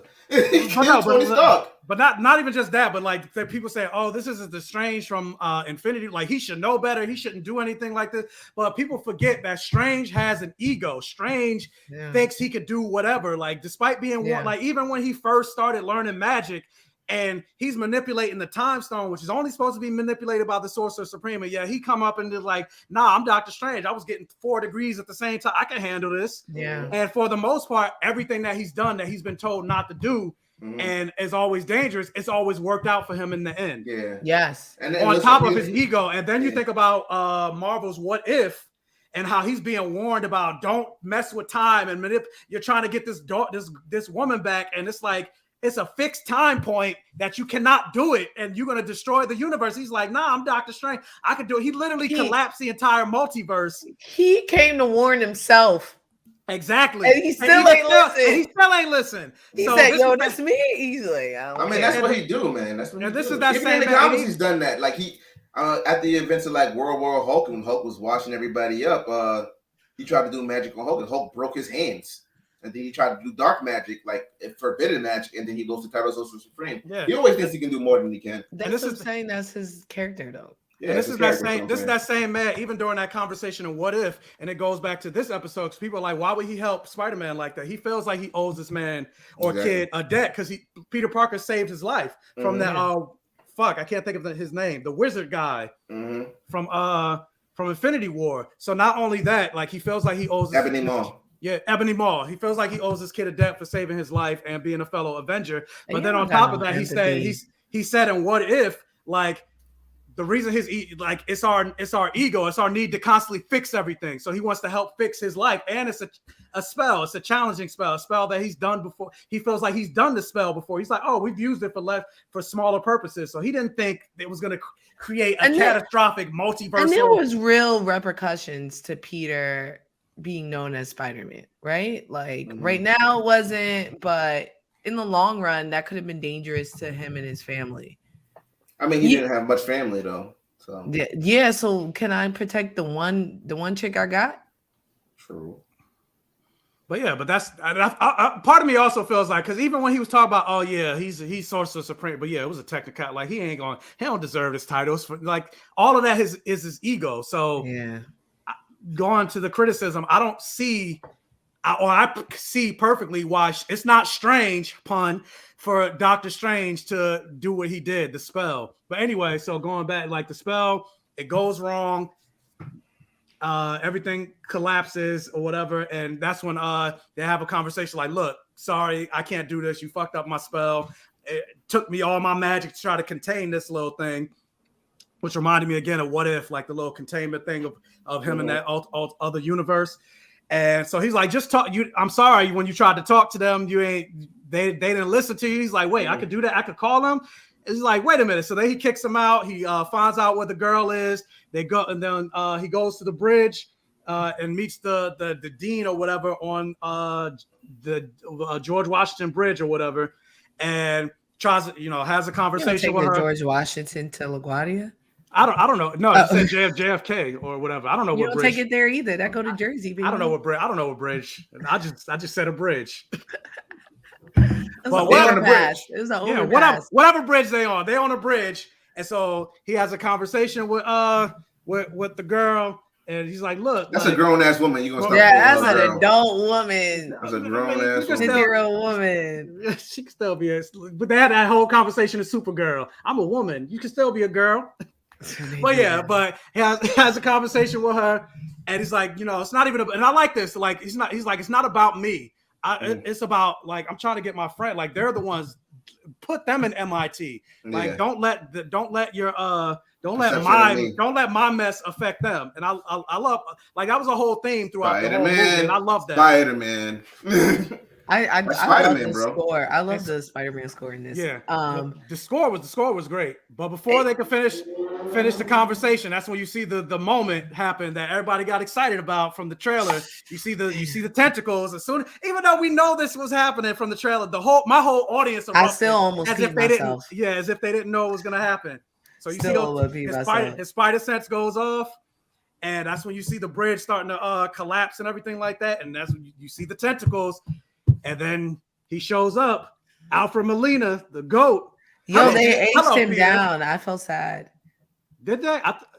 They aged him down. Yeah, his face. Yeah, they definitely. You can see it here, right? But I mean, he's supposed to be coming from the point of time where he died. So yeah, so that made sense. Mm-hmm. Yeah, I thought the scene was incredible and scary. But yeah, speaking of that, like I do feel like Alfred, like it does literally feel like he came from the Raimi movies into this, like in terms of his acting and his performance and everything like that. Like Alfred Molina, like both of them, like, but I'll get to the next one in a bit, but like feels like he didn't even skip a beat. And I love that. Like, how did y'all feel about this just action sequence period? Incredible. Yo, I was tearing up. I'm not gonna hold you. I was watching it and I was like, just first of all, imagine for someone like the tech scene's outdated and antiquated, but it's still like very scary and very menacing to Peter, right? And he's spewing nonsense and he's saying he hates him. So to Peter, think about how scary that is. That's probably just some crazy, he thinks some crazy man that's obsessed with him who made this in his backyard. And he had never seen those tentacles. He had never seen those tentacles before. And he's like, yeah. No. That's what I'm saying. But the tech is definitely antiquated to him, right? It looks old. So because they on nanotech right now. So he see these, he's like, what the fuck? It looked like somebody who's just obsessed over him. And in his mind, like, because he's talking about, like, what did you do to my weapon, my machine? Or he's like, Brute, who are you? Like, what are you talking about? Like, the crazy guy who be on the train. You ever got yelled at by a crazy person? Yeah. You like, what are you talking about? That's what and it's scary, right? Because you're like, this crazy person may attack me.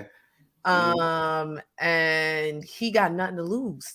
That's the scariest. I'm glad that they backtracked and reminded us why he was crazy in the film, because I'm like, yo, was he this crazy? He was. That was the whole thing. He was that crazy. Made him crazy. Yeah, that was what was so I'm tragic. Glad they rewinded and told us about the chip again. Yeah.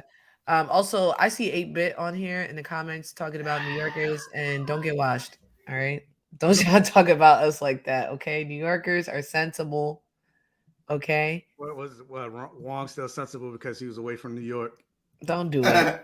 Ain't nobody more sensitive. Ain't nobody more sensible than a New Yorker. All we do is talk about sense. Do that make sense? Is what we ask people. Like you tell, if you do something that's crazy, we say, "What's good with you? Do that make sense to you?"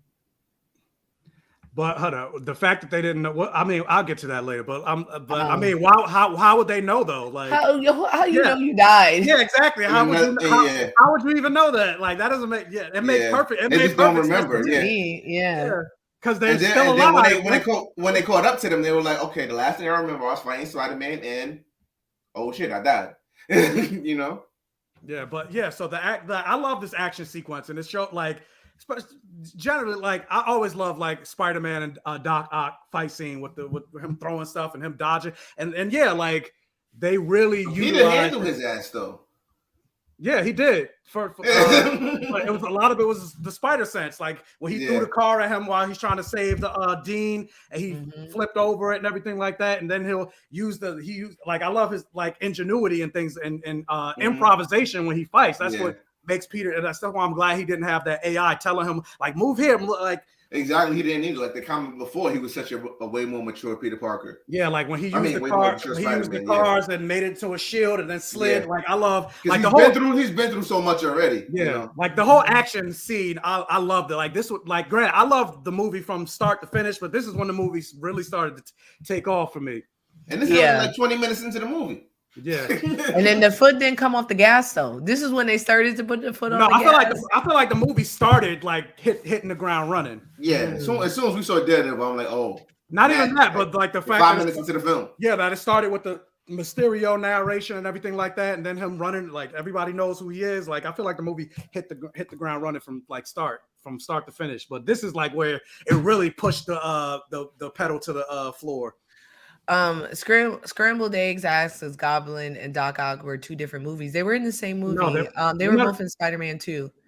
No. Goblin was Spider-Man 1. But he was Octopus was Spider-Man 2. Yeah, they're in the same universe though. But they're in the same universe. Same universe. Yeah. And he knew who Norman Osborn was at the time, right? Yeah, he was the biggest. Plus, like, granted, they didn't really mention this in the Raimi movies, but kind of teasing like even the Spider-Man games, like they worked together in the past, right? So they know each other, right? But like they're both big scientists. They'll be a very big scientist. So of course they would be. I'm something of a scientist myself. Yeah. Well, they showed that they didn't even know each other. Yo, I started dying when he said that, yo, because of the memes, yo. Like Frankie said, like it's like Feige was just like, yo, what if you went to like. Yeah, he saw all the memes of that, and he was just like, "Yo, I gotta throw that into the movie." Yeah, for sure. But I loved what's his name's performance in this. I loved how he played crazy and then would have moments of clarity. Yeah, I was talking about William Dafoe because he was also William Dafoe. I thought he played both Yeah. You could see him being really sad, and I mean, we're gonna get into like it that later. bipolarness, like, or whatever you want to call it, or the It's mental. He touched on mental illness in a way I really haven't seen. Yeah, I felt bad for him. I'm like, please help him. Yeah. But speaking of, like, right when Peter got control of the tech and the arms, the nanotech went on the arms, and he got control of Doc Ock. And that's when they kind of made Doc not into a joke, but that's when the Marvelism, the MCUisms came. He's like, like it was like bum laugh. But but I felt like I thought it was still cool. Like they're like, it was very Spider-Man. I thought Spider-Man, I got you beat already. I'm gonna taunt you. Yeah, I thought it was cool. I like that. And the Star Tech took over the arms and everything like that, because Doc Ock doesn't notice. He knew it was nanotechnology, but he's like, but it's just way more advanced than anything he's ever seen. Also, an homage to being comic book, right? Yeah, like comic books be wild, serious, and then they put off zingers, right, to break the tension. But yeah, I even like the line that Alfred Molina was like when Peter took out his Iron Spider legs, and he's like, we got competition. Yeah, we got competition. Like, that was cute. Like William Dafoe and Alfred Molina, like they were the goats for this movie. Which, speaking of, right when he gets one up on Doc Ock, that's when you see that bomb coming to and again the audience erupted, and then you see the foam posits pull up. Yeah, Norman Osborn, the Green Ranger, looking like it was Power Ranger outfit, pull up and chases after Tom Holland, but then the scenery changes because Doctor Strange summons him back to his inner sanctum or whatever, and that's when you see the lizard, which I'm still not a fan of that design. I wish they changed up the design, like give him the snout. Yeah, I mean, he didn't have much of a part. Yeah, he didn't have a part. But still changes, like you changed Jamie Foxx's. He changed his lineup, and I'm Jamie sure Foxx Jamie probably Foxx asked for that. He's like, yo. Yeah, he was like, nah, I'm not not. coming out there with that comb over. Nah, Jamie Foxx. I had sex with Katie Holmes. Getting that line. And I'm glad they addressed it. They was like, how do you even look? Because there was no reason why he came back with a fresh lineup. With a fresh lineup. Yeah. He looked like a totally dead. But they showed him bald at first, They showed him bald and blue first, and then he's like the energy. Yeah, well, it's okay with him being bald and blue, but how you lose electricity and then get a lineup and your hair texture change? He had straight hair. Mm. You can't comb over the 4C. Come on. But I know Jamie was like, I'll do this movie, but I'm not. I'm not gonna be no scrub next to William Dafoe. You're not gonna have these white boys looking cooler than me. Fix the gap and all that. Yeah, what's his name? Yo, Doc Ock costume is honestly on there was one of the best, next to them, like paying homage to like the original Green Goblin costume. Mm-hmm. But Doc Ock, the glasses, the coat is fly. That's Montclair. I love it. Now that's London Fog. That's London Fog. Yo, my boy James Bond had that on last movie. What you mean? Not the 4C. It was 4C, y'all. Yo, and he had that joint was sparkling, glistening. He had all the new fruits and berries in it. Come on, juices and berries. Jamie Foxx hairline not real anyway. Yo, if you got money like that and your hairline not there, that's on you. If I have money, I have a hairline like. Honestly, most of their hairline not like that. Talk about it. Chris Evans' hairline not there. We don't never talk about him. Oh, because you used to white people just combing their shit back. We don't really care. Oh my god! Nobody knows white people for having Chris Evans got the Vegeta. Not as bad. No, you know who got the Vegeta? Henry Cavill. Yeah, Henry Cavill. Don't talk about Cavill like that, okay? No, you can talk about Chris. You can talk about Chris, but you can't talk. Yeah, Henry Cavill's an ethnic white, is he? Got it. He's super white. He's an ethnic. He's not Eastern. I think that's Sebastian Stan. Damn. Oh yeah, Sebastian Stan likes the blacks too.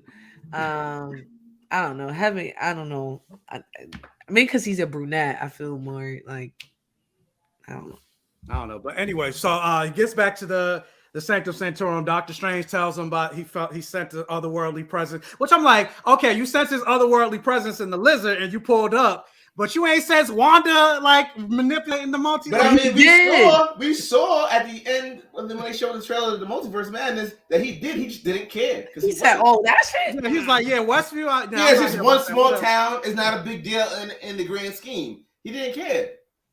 He said, "Yo, that shit," and I was like, I "Y'all, got a whole white girl, Frankie. now don't talk about Sebastian like that, yo. Now, you know what I'm saying? You know, but just like yeah. what's his name was with Taylor Swift. Tom Hiddleston was with Taylor Swift. That's the whitest of white girls, and now he getting that black booty. And you know what? His career grew since then. Am I going to discuss Witcher season 2? I haven't even seen season 1, so yeah. Oh, Witcher is fire though. Witcher's fire, and if you got a good stereo system, it got Dolby sound. You know what I'm saying? Oh shit, Frankie, everybody ain't got money like you. Yeah, don't bring it up money like these. Frankie mentioned earlier. Y'all got $10,000 worth of toys behind you. Nah, Frankie mentioned earlier. He was like Peter Parker. Only 10. Peter Parker's poor. Only 10. Wait. Frankie was like, yeah, Peter Parker's poor. He don't live on the Upper West Side. I was like, yeah, like Frankie, like exactly. See, y'all always bring it in the crib, yo. Y'all always bring it in the crib. Upper West Side, the ghetto now. I be hearing these whites yelling. Yeah, I saw like 2 episodes of the first season of Witcher, and then I just like started watching everything. I just got distracted, but I'm gonna go back and watch it eventually. Yeah, bro. Yeah. Frankie got money. Frankie got money. She do got money. I got money now. She Uber everywhere. She be like, how much? I be Ubering from. I remember that day we went to go see that movie and it started storming and you hopped in the Uber and I was getting on the train.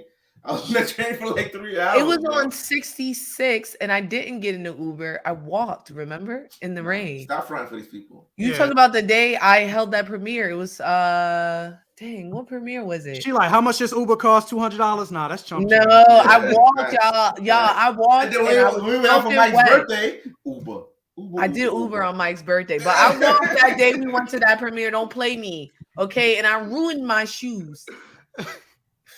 Give me tight. The day of the hurricane. What movie was that? Snake Eyes? Nah, it was something. It was. I don't know. Damn. And I remember we were at the movie. I was like, we shouldn't be there. It's a hurricane. Yeah. And then we all, damn. Hate to see it. But speaking of things being ruined, Peter Parker's suit got ruined earlier in the movie with the paint. And so you saw him scrubbing it inside out. Like that. And then eventually he turns it inside out. That's when you see Doctor Strange tells him about the mission. Like he uses his magic. He changes his web shooters to make his magic webs that like teleports the villains into the cage, the magic cage or whatever. I'm sorry. My BBL. Pay for my BB. I'm dying. Pay for my BBL. You don't need that. A BBL? What's BBL? I don't even know what that is. Brazilian butt lift. Oh. Get a little off the top, throw it on the side. Yeah, Frankie, pay for mine too. Like, let me. Oh, we all get me. Let me. Ron said, "Not for me. I'm fine." Yeah. Ron said, "Nah, just do squats." I do. We're talking about student loan debt. Yeah, don't start that rhetoric. That's a dangerous rhetoric in New York, yo. She got the money. Like they sent me an email today talking about because Sally Mae, my Sally Mae loans will move to Navient, and now they're like, Navient, your loans will be moved to somewhere else, and repayments start that's between y'all and God. Yeah, repayments start on the 31st. I'm like, who pay? I ain't paying like me. Like that Michael that graduated, he's long gone. He wasn't even out the closet. I don't even do that shit. Yeah, he wasn't even out no more. That Michael that was he wasn't even out the closet yet. So the debt died with him. Like I'm a new me. Like I hit them up like, yo, I don't even use that degree. So yeah, exactly. This is I don't want my money back at all, yo. Yeah, let me get that money back, please. Damn. Exactly. Like, I'll get y'all the degree back. Like give me.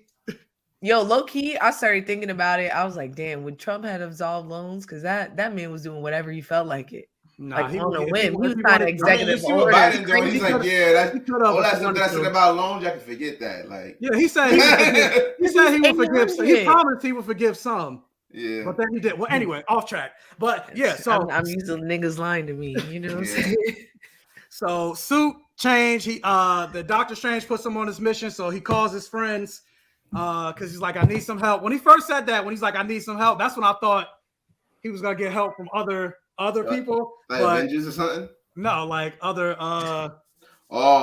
he's like, he's like, I need some help, and we're dealing with the multiverse. I was like, oh wait, but then no, he was just talking about MJ and Ned.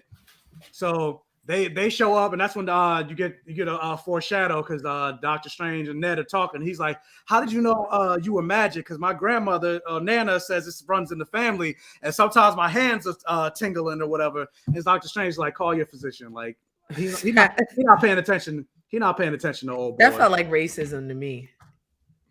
I don't know why. He was like, "Oh, your Nana talking to you about voodoo." But I mean, I'm pretty sure. Granted, Doctor Strange don't be walking around a whole lot, but I'm pretty sure he gets that. Like, oh, maybe I got magic too, or anybody trying to come like pull up to the because the Sanctum Sanctorum is like right in the middle of the street. Seems like anybody could just walk up there. So you probably get a lot of people like, oh, train me, I'm magic too. Like he's like, nah, like I don't believe you. I don't know. I feel like the MCU hasn't taken time to show how long Doctor Strange has been Doctor Strange, like since his movie, right? And his movie, the whole thing. I mean, he was gone for 5 years. He was gone for 5 years, but then before I'm not sure about like before, like how long he's been training. And yeah, he was training. He learned. The big battle happened. The movie ended, and then I didn't see him anywhere else doing Doctor Strange duty. You get what I'm saying? I didn't see him again until Infinity War. Yeah, but I feel kind of like when because I'm like I get it because like when I was a flight attendant, everybody coming like hey Michael, like granted it's not literally the same thing, but it's like hey best friend, like, and I'm like who the fuck are you? Like can I get a buddy pad? No, like when the last time we even spoke? So it's like almost the same. It's like yeah, like I got magic too, Doctor Strange. Like I'm a fan. Like it's like call your doctor. Like you ain't got call no your doctor. Yeah, I don't know. I don't know. I think that at this point in the world that anything's worth exploring, right? It would have took 2 seconds for him to throw a ring on it and be like, and even if it was to shut him up, right? I do this real quick. But in his mind, he's like, we don't have time for this. We gotta get the villains. No. Back. Oh yeah. By then it was okay. You're right. I was like, no, he wasn't doing nothing. Even him, he was like, no, like good. He was like, when he was talking to the kids, all spite. He was like, Scooby Doo this shit. I gotta go figure out how to get them back and all this other stuff. So he don't got time. He not thinking about that. He think about other things because he even said like, I don't know, fuck this spell up. I don't want Wong to find out. Like and that was back to his ego, right? I don't think he was worried. I think he was embarrassed. Like Wong gonna come back and be like, trying to think of it, Ned is the MVP of the movie. I mean, well, things wouldn't have happened if it wasn't for Ned. Mm-hmm. Certain things, yeah. Yeah, Ned is the MVP. I didn't think about it until we were just talking about it right now. I mean, he's the MVP. Yo, no. Tom. You say, Peter Parker was the MVP of that movie. Ned better not be no damn mad. I mean, he is. You already saw it in the movie. Like, granted, I don't know. You can't just pick the sling ring up and just use it. Yeah, I would be very. If you go back to Doctor Strange, when he picked it up, he couldn't use it at first. Yeah, Ned kind of did that mad quick. I would be very disappointed if they only teased that and like teased this whole plot line for this movie, and then they never deal with it again. He's obviously going to become a foe of what's his name, of Peter. They hinted it so heavy that it's clear. No, it could just be teasers. No, Easter eggs they drop and they never pick them up. But this is an Easter egg that was like more than that. It was a storyline. He lost his friends. Yeah, but they could be bringing it up because they're not going to go that route. The reason because I feel like if they were going to do that, they wouldn't bring it up so much. Because Ned Leeds is the Hobgoblin, so like that's what I'm saying. Why not bring it? It's the X for us, or it could be real, whatever. If I'm right, y'all, what y'all doing for me? I'm thinking a trip to Tulum. Y'all give me a nice little crib. Tulum. I'm like, I don't even know what the fuck that is. You say you don't know what it is? I'll take me out to dinner. But I owe you dinner. You too. That's the good thing about owing you dinner is you never free. So. Oh damn! Eventually I will be, and then I'm a win. I better have Gordon Ramsay tableside making me a Wellington. It's never gonna happen because you're never gonna be free. Yo, don't worry about me. I'm gonna be free. But speaking of free, they were browsing the web for free to find out where they were trying to find out where the Green Goblin was. So they were looking for strange anomalies on the internet and everything like that. And that's when they heard about this strange whatever event happening far off or whatever. I don't know where that was because that didn't look like New York that he was swinging through. But he ends up coming up against this guy right here, and that's when you see him rolling in the black suit, the backward suit, which I'm like, because I thought this was like a magically infused, like it was literally a different suit, and it's like a magically infused suit. It's like, no, this is just to sell toys. That because it was only there for that. It's definitely to sell toys. Yeah, this was just there for that one moment, this one scene. Yada yada. They thought about it. It's like, dang, we need to give him a new suit to sell toys. But then you know what it was? They couldn't give him a new suit because the other Spider-Man were in it. Like the suits would be too close to each other. So they had not just that, but they had to give a reason to show that suit at the end. This suit is ruined. He had to wear it inside out, and then it was a nano suit, and then he couldn't wear the nano suit anymore. So no, he had to make a new one. But how did y'all feel about this scene right here where you saw Sandman pull up, Electro showing up, again, Spider Sense going off? Sandman is still the weakest part of this movie, just like he was in the first movie. Did he do a voiceover? Did he show up to the film? No, he wasn't in the movie. He was in the end of the movie. He did. He just ADR'd his voice, but they couldn't get him. They couldn't get him. So then, what did they CGI him? His face was in the end of the movie. No, they took literally took shots. Yeah, they took shots from Spider-Man 3 and put it into this movie, like shot for shot. What he had to do? Where he at? What that actor had to do? I mean, maybe he had another movie. You don't know. What other movie? Ain't nobody calling him. What's that actor's name? Thomas Hayden Church or something like that. Oh my God! Why Frankey slandering him? Yo, Sandman was not great. Same thing with the Lizard. Like they were just like there to add. That's what I was gonna say. That's what. No, I disagree in the sense that it's saying he was the weakest. I don't think he's great, but I thought the Lizard was the weakest. Easily, I think they hit the Lizard away half the film, but he had didn't know what to do with him. Gone. I don't think he was. Every time Sandman was on screen, I was like, you know what I'm saying? Not weak enough. And this isn't an incredible movie. So when I say weak in context of like everything else, I don't want y'all to think like everything in this movie was great. But like every time he was on, I was like, yeah, I don't want to see you. I want to see this guy. But no, Al, everything that you saw with Sandman was obviously besides his sand form. Literally, that was CGI. But when you saw him like revert back to human form, no, he wasn't on set. That was literally them taking footage from Spider-Man 3 and doctoring it into this movie. And I think they said the same thing with the actor that played the Lizard when he reverted back to human form. This one I'm not sure about, but I think they said when he reverted back to human form, that was them doing the same thing. He also wasn't there on set as well. That one I'm not sure about, but I think it's the same thing. But yeah, no, he wasn't there. But so the scene, Jamie Foxx, he's fighting Electro, Sandman helps him out and everything like that. And that's when Jamie Foxx he talks about the energy is different, the universe, whatever. Like, and that's why his power, that explains why his powers look different. Because in the Spider-Man, he was blue, his body, whatever, his powers look completely different. And so him being in this new universe, I'm glad they touched on that and they just ignore it. And then another thing they didn't ignore, he's like, so you're not gonna act like I'm not sitting here butt ass naked. And honestly, like I do feel like Jamie Foxx, out of all the performances, I feel like he was just Jamie Foxx to me. Like, yes, yeah. Like I didn't see Max Dillon and yeah.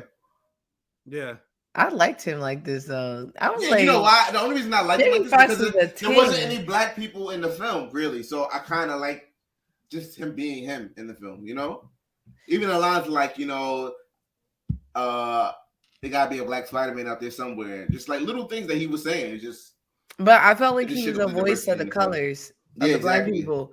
Yeah, what would a black person say if he was in this movie? Yo, facts though. Everything he said, same. Like if I turn back to human, I was butt ass naked, and y'all talking about send me somewhere, I'm gonna be like, y'all give me some clothes. Yeah, please. Yeah, but that's not the first thing he said. He was busy. He was talking the whole time though. And he's like, oh wait, y'all. It's not like I was like, oh, I'm naked. That's the first thing. Like he was still giving his whole speech before he asked for some clothes. So naturally, you're gonna be like, you're gonna respond to what he's saying before you address the fact that he's naked. At least that's what I thought. But so anyway, they zapped him. he zaps Sandman or Electro back to the Santorum. That's when Sandman is like, "What did you do to him? Did you kill him?" He's about to fight him too, and then he zaps Sandman back to the thing. And also, you get the thing where he tries to get Electro, and he zaps the tree, and then that's when Ned says that line like, "Is this a tree? Is this a man that turned into a tree?" It's like, it's just a tree, bro. No, that's a good question though, right? Yeah, you got a whole Sandman, you got a whole lizard. Yeah, you got a lizard, you got or they think it's a dinosaur. Yeah, and so that's when all of them. But also, they seen a tree. Groot is a tree.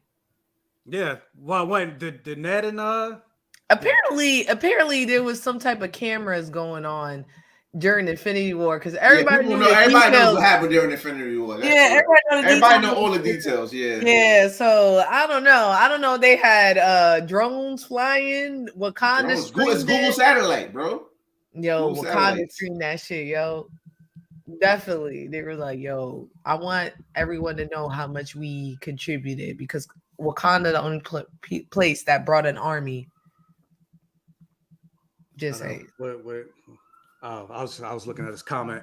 Jamie Foxx was pretty great. I think I saw a little Max Dillon just becoming more confident in his powers. Yeah, it was that too, but I definitely saw Jamie Foxx still. Like unlike like Alfred Molina Williams, like where I saw Doc Ock and Green Goblin, I still saw like Jamie Foxx. Yo, like the Frankie was talking about toys earlier. The toy collector and me cannot wait till the figures come out for this film.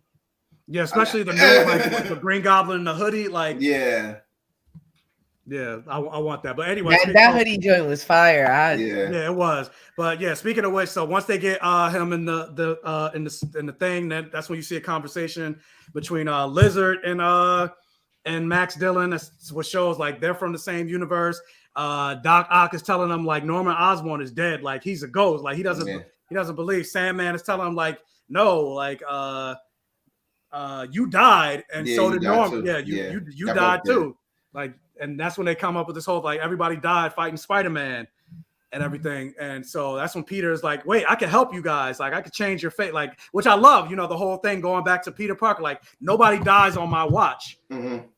And like I love that whole thing and that whole conversation. Like again, this movie was my quintessential Peter Parker movie. Yeah. And what was that? I think that right after this moment, that's when you get the phone call. Aunt May is like, hey, the guy from actually no, this happens before he left Electro. So he's like, one of the people that you're looking for, he's here. So he comes running in to Feast, which I love the little Feast nod, like the video game.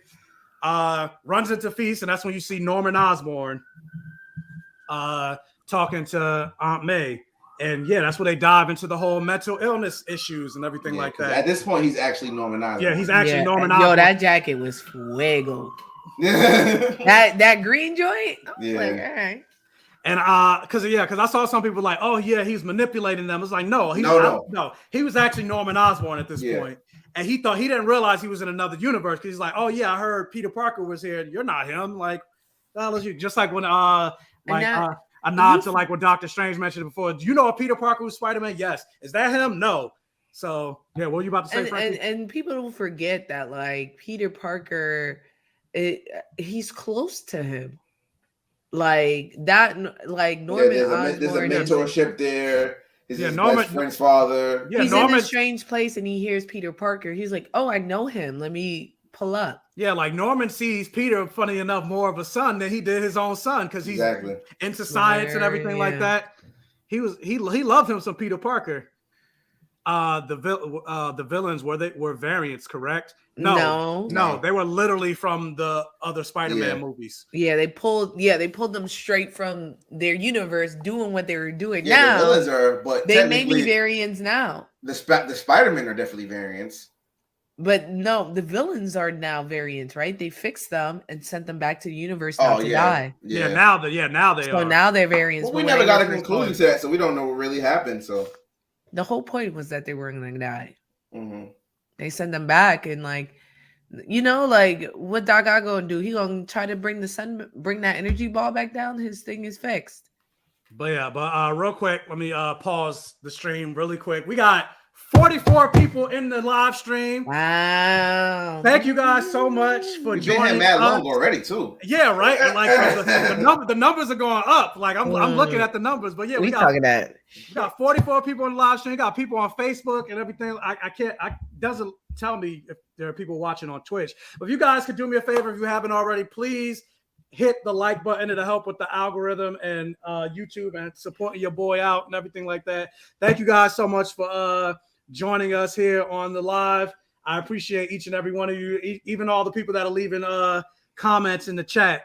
Thank you guys. Thank you guys so much. I appreciate it. So yeah, going back to the stream. So yeah, he talked about like Oscorp doesn't exist in this world. There's no Harry Osborn. Like, how did y'all feel about that? We didn't know that Oscorp existed because it would have rivaled something like, you know, Stark Industries or something like that, you know. So it just doesn't. I had hope we that still don't know who bought the Baxter building. I mean, the Avengers Tower. We still don't know. And yeah, they can still introduce him later. I think we're gonna find out it was Kingpin who bought it. Oh yeah, no, yeah, it could be Kingpin. Yeah, but it made me sad. It made me sad. But we don't know what's gonna happen after Doctor Strange. That all may change. Yeah, it can change everything. Yeah, but also Oscorp is the Avengers Tower isn't Oscorp. Yeah, that's what I was reading too. Does it exist? And no, we still don't like. Yeah, I was saying we still don't know who bought the Avengers Tower. Like it could be Kingpin. Yeah. So, but no, I mean we'll get to that later. But yeah, so Aunt May is the one that convinces him to kind of like help these people. He's like, look, like these people need help, and he's like, nah, like this is not my responsibility. Like they need to go back to their world. Like I'm not trying to deal with. Reminds him. Yeah, I'm not trying to deal. I'm not trying to deal with this. I'm trying to get into got MIT. my own shit going. Yeah, the people know who I am. I'm trying to get into MIT. Like this ain't my issue. Like, but she's. But I love like what the way they kind of wrote Aunt May in this movie, like being his. Moral compass, too. Being his moral compass and everything like that. So yeah, she convinces him to. And she was more than a moral compass, right? She was a full 3-dimensional. No, yeah, she was definitely a character, but she was And I like that, and I think that I realized like maybe 2 minutes before she died that she was about to die, and I was like, "That's incredible." I hated that part because they teased us. Nah, we'll get to that, but I was like, I didn't think, but that I knew she was. That shocked me, but yeah, no. But once she said the line, I was like, we'll get to that. We'll get to that. But so yeah, they bring him back to the sanctum. That's when you get the conversation between Osborn and she was a full meal. She was a full meal. But that's when you get the conversation between Osborn and why am I drawing a blank? Norman, like you died, or you done. Then they all have a conversation, and what happened? Doctor Strange shows up, and he's like, "Oh, okay, good, you got everybody."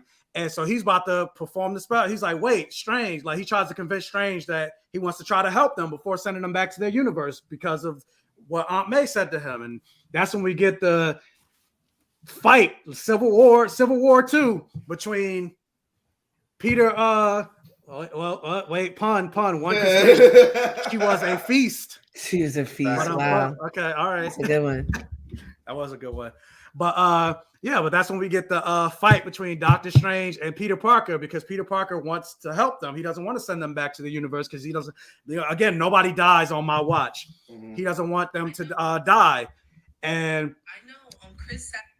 Wait, I'm like, wait, what was that? Sorry, I was answering something. But yeah, how did y'all feel about the Doctor Strange Spider-Man fight? I loved it personally. Oh, like, I wish I could see that in like 3D or something like that, because that was.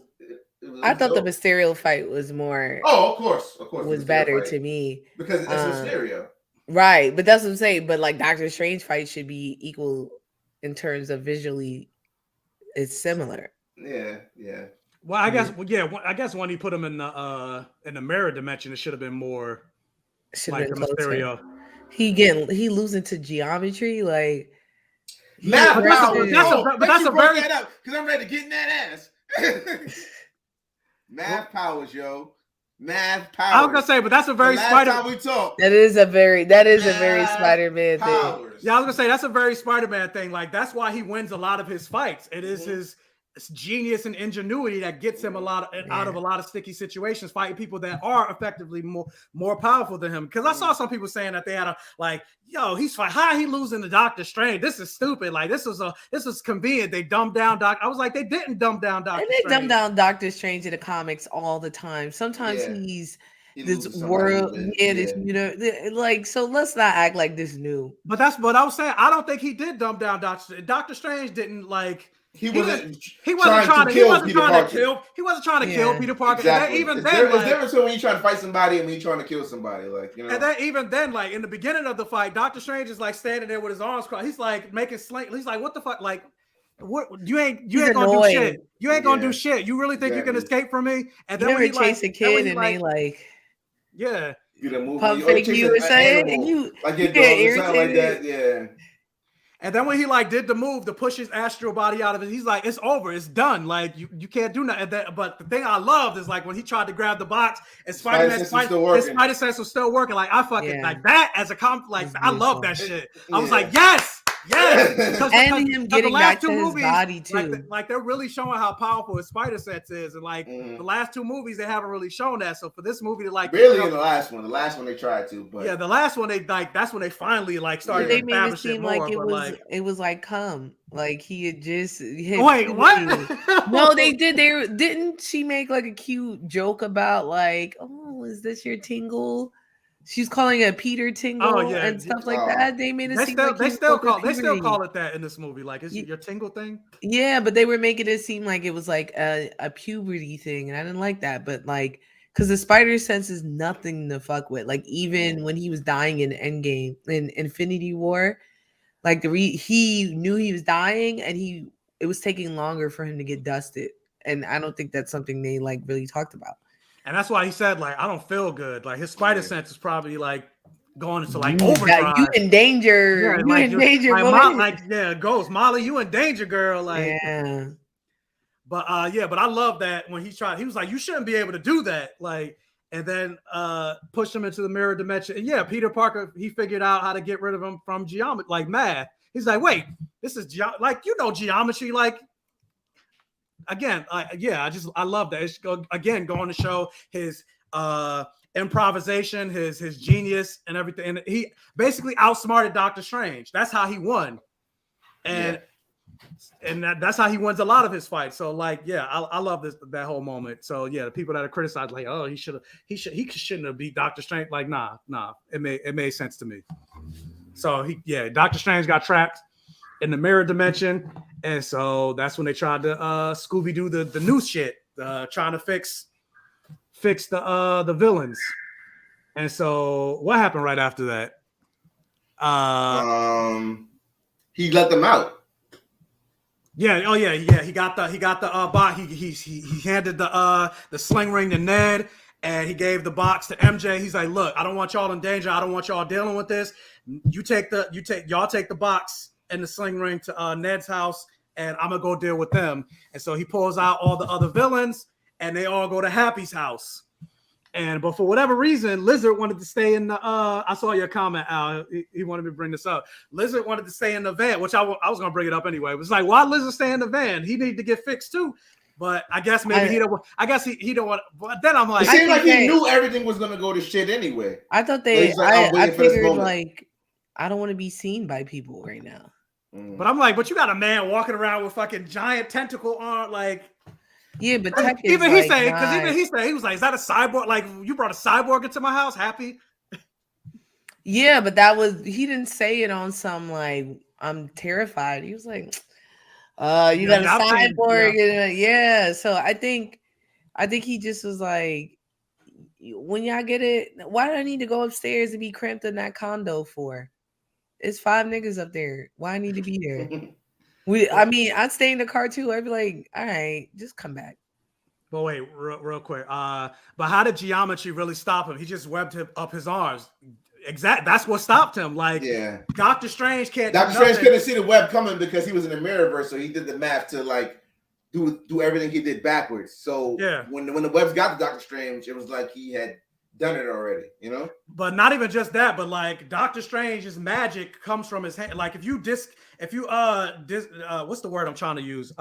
Disable? Yeah, no, that wasn't the word. But if you disable that, I will use that anyway. But if you disable his hands or make him stop using his hands, he can't do anything. After that, he's just a regular guy. And those webs are like stronger than steel, so it's not like he could just rip them down. So like that's the thing in the comic. Like when Hulk broke his hands, he couldn't do shit. So you got his hands tied up. Like he can't use his hands to manipulate magic. So that's how he was able to be stopped. And then also you took away the sling ring. Like he can't open up a portal without the ring. Like because I saw somebody else like on the live that I was on yesterday. He was like, yeah, but Doctor Strange should be powerful enough to open up a portal without the ring. And it's like they never established that. They never showed that in this. Yeah, they never established that in the MC. They said you can only open up a portal with the sling ring. So unless they change that, then no matter how powerful he is, he can't open portals without it. So yeah, that wasn't an issue. But big question: why the hell would Aunt May go with them to the apartment? She thinks she's helping. Yeah, she thinks she's helping. Yeah, she wants to help. Syndrome, like why not? You help. What was the name? You help one person. She had already met Norman, and he was very nice to her. Yeah, and Doc Ock was already like he couldn't do nothing to them because Spider-Man still had the nanotech on. And Norman wasn't scared.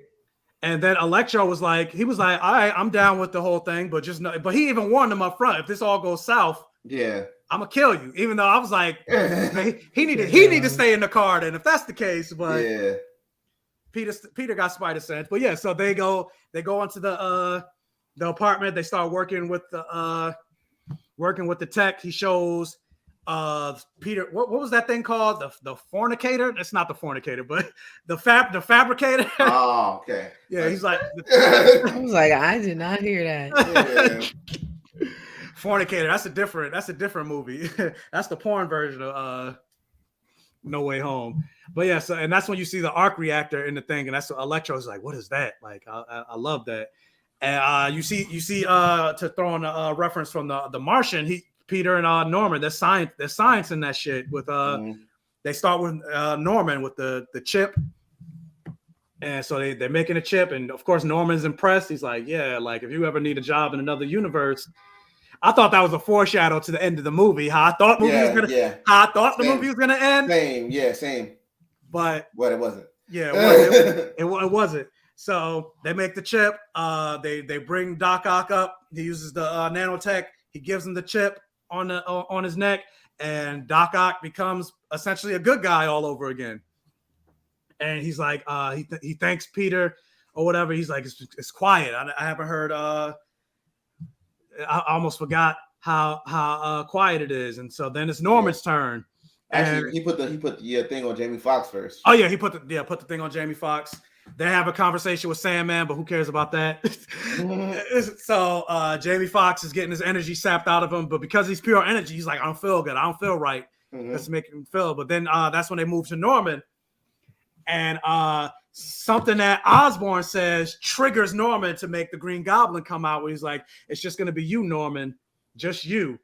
And as soon as he said, just me, I was like, ah, shit. And so literally after that moment, Peter's spider sense goes off. And I love the way it was filmed. Yeah. Like it looked almost like he was drunk. And it's crazy because it's like he knows something is wrong, but he doesn't know what's wrong. He doesn't know what's wrong. He doesn't know it yet. Yeah. So he's still learning it at some rate. And that's what they were showing. Like he was like, something's out. And he had to take a second and think about it. Yeah.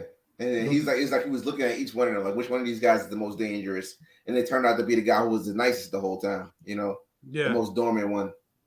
Yeah, and that's sometimes. Exactly. But for us, I was like that. But I like that because we knew he was the most dangerous. Yeah. But I mean, Peter didn't. But I also like that Aunt May was saging the house while they were.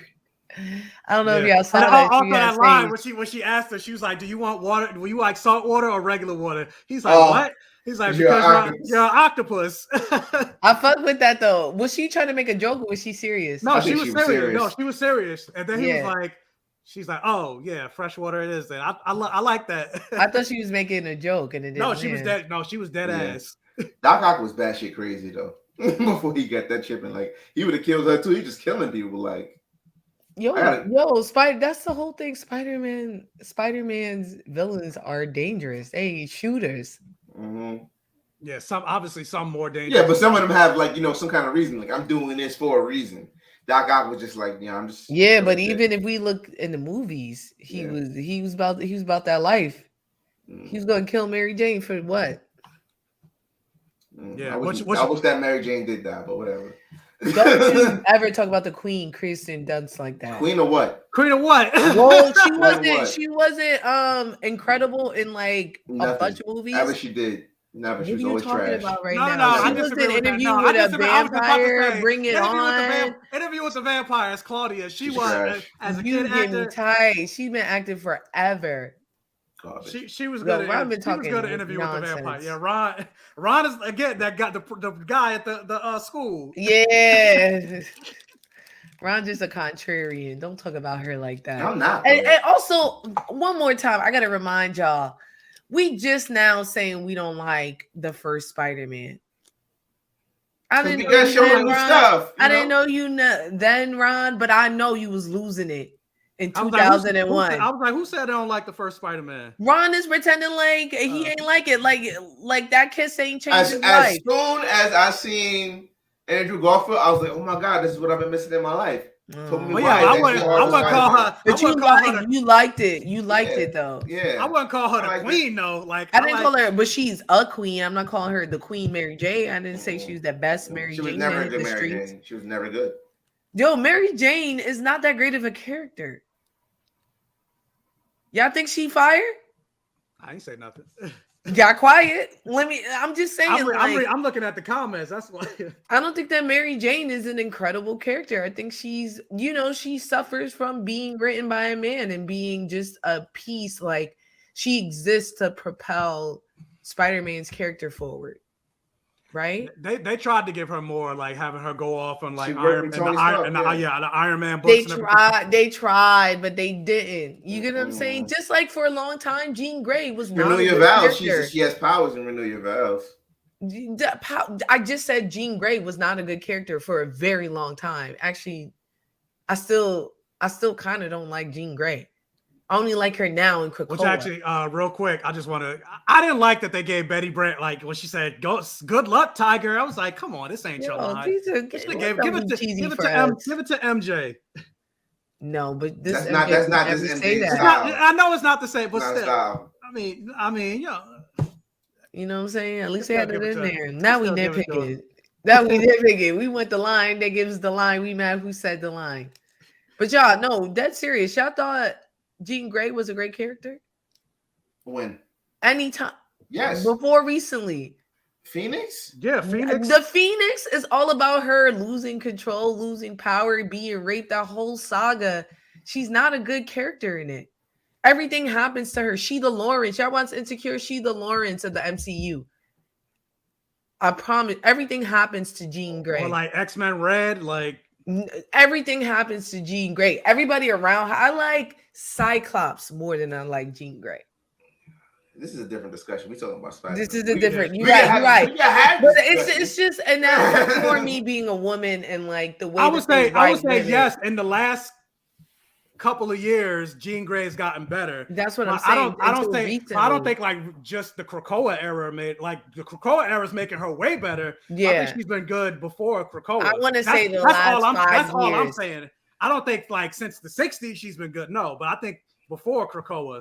But I'm just saying, just recently she getting good. I'm saying ever since I've never been like, yo, she fire. Especially when you compare her to even Jubilee. I mean, Storm, anybody. When Claremont wasn't writing her, she hasn't been great. I mean, other people don't know how to write her, so I give you that. Thank you. Because I'm like, yeah, Jean Grey. Like, I'm like, if you're just watching the X-Men animated series and her fainting all the time, because I'm like, Jean Grey's always been like a powerhouse. The Phoenix saga, the whole thing, the Hellfire, all that stuff that happens to her. Wait, who's slandering? We ain't say nothing about Toby, unless you're talking about in general. Earlier, yeah, I was talking about Toby Spider-Man. I ain't say nothing. I was saying that all day. I would have. This movie kind of made me like him a little bit more. So I'm not gonna slander him today. Not today. Maybe tomorrow. Okay. I was like, what? Who slandered Toby? I don't. We Not slandered. yet. I was going to though. We slandered. I was going to, though. It was slandered. I was gonna say slandered. It was definitely under the slandered surface. MJ, but not Toby. But anyway, Yeah. so the spider sense is going off, and he can't figure out what's happening. So he closes his eyes to concentrate real quick, and that's when like the whole thing was intense. Like the soundtrack, the score, all of it, the way it was shot, The suspense. all of that stuff. Yeah, the suspense, and you're like, what's about to happen? What's about to happen? And even the lizards somehow got spider sense or some shit because he said something like it begins or whatever. Like you in the back of the fucking van. Like how you know? That was just him being intuitive. He probably heard the noise. Yeah. They loud as fuck up there. Yeah, lizard sense. But yeah, so anyway, he closes out and he webs up the Green Goblin. That's when Norman Osborn came, like William Dafoe came to play in this shit. Like that's when the Green Goblin comes out. It was like, and basically, I don't know what the line is. You think I would let them take me or whatever? Yada yada. Peter Parker, strong enough to have it all, but too weak to take it. And then have brutal ass WWE tables, ladders, and chairs, cage match, Hell in a Cell, blood sex going. That shit was brutal as hell. Like Frankie, go. How do you feel about this? I mean, it was my favorite scene in the movie because I was sitting there worried, and I was like, yo, the Green Goblin just as strong as Spider-Man. Yes, he was eating Spider-Man punches. Like it was an incredible scene, and like the whole time I was really nervous for Spider-Man. I was like, yo, he may be out of commission for the rest of this movie, or is that like I was really nervous. And then this was said on the stream I was on that, and I was like, I agree. Like this is the moment. This scene was the moment where Spider-Man got the boy beat out of him, and he finally became Spider-Man. Oh, for sure. He was changed. Yeah. As I was watching that, I was like, he ain't never gonna be the same. That's he ain't never fought nobody like that. Like he fought like people like during the end game and stuff like that, but he knew these people were like a certain level of strength, so he fought them at a distance, or he was running away or helping somebody. This is the first time he was one-on-one with somebody that's like because like he can't put hands like that to the Vulture. The way he was punching Goblin, he'd kill him. Yeah, like, exactly. And not just that, but even Mysterio, because Mysterio's still human too. Like, and then even that with like the illusions and everything. So he never really got close. And that's the thing. Spider-Man always holds back, and then at the end of the film, we see him kind of not hold back. Yeah. But in this fight, he wasn't holding back. Like Goblin is the one that can take the punches because he's just as strong, if not at least this version. I feel like he's probably stronger because Peter's still young. He's still growing and.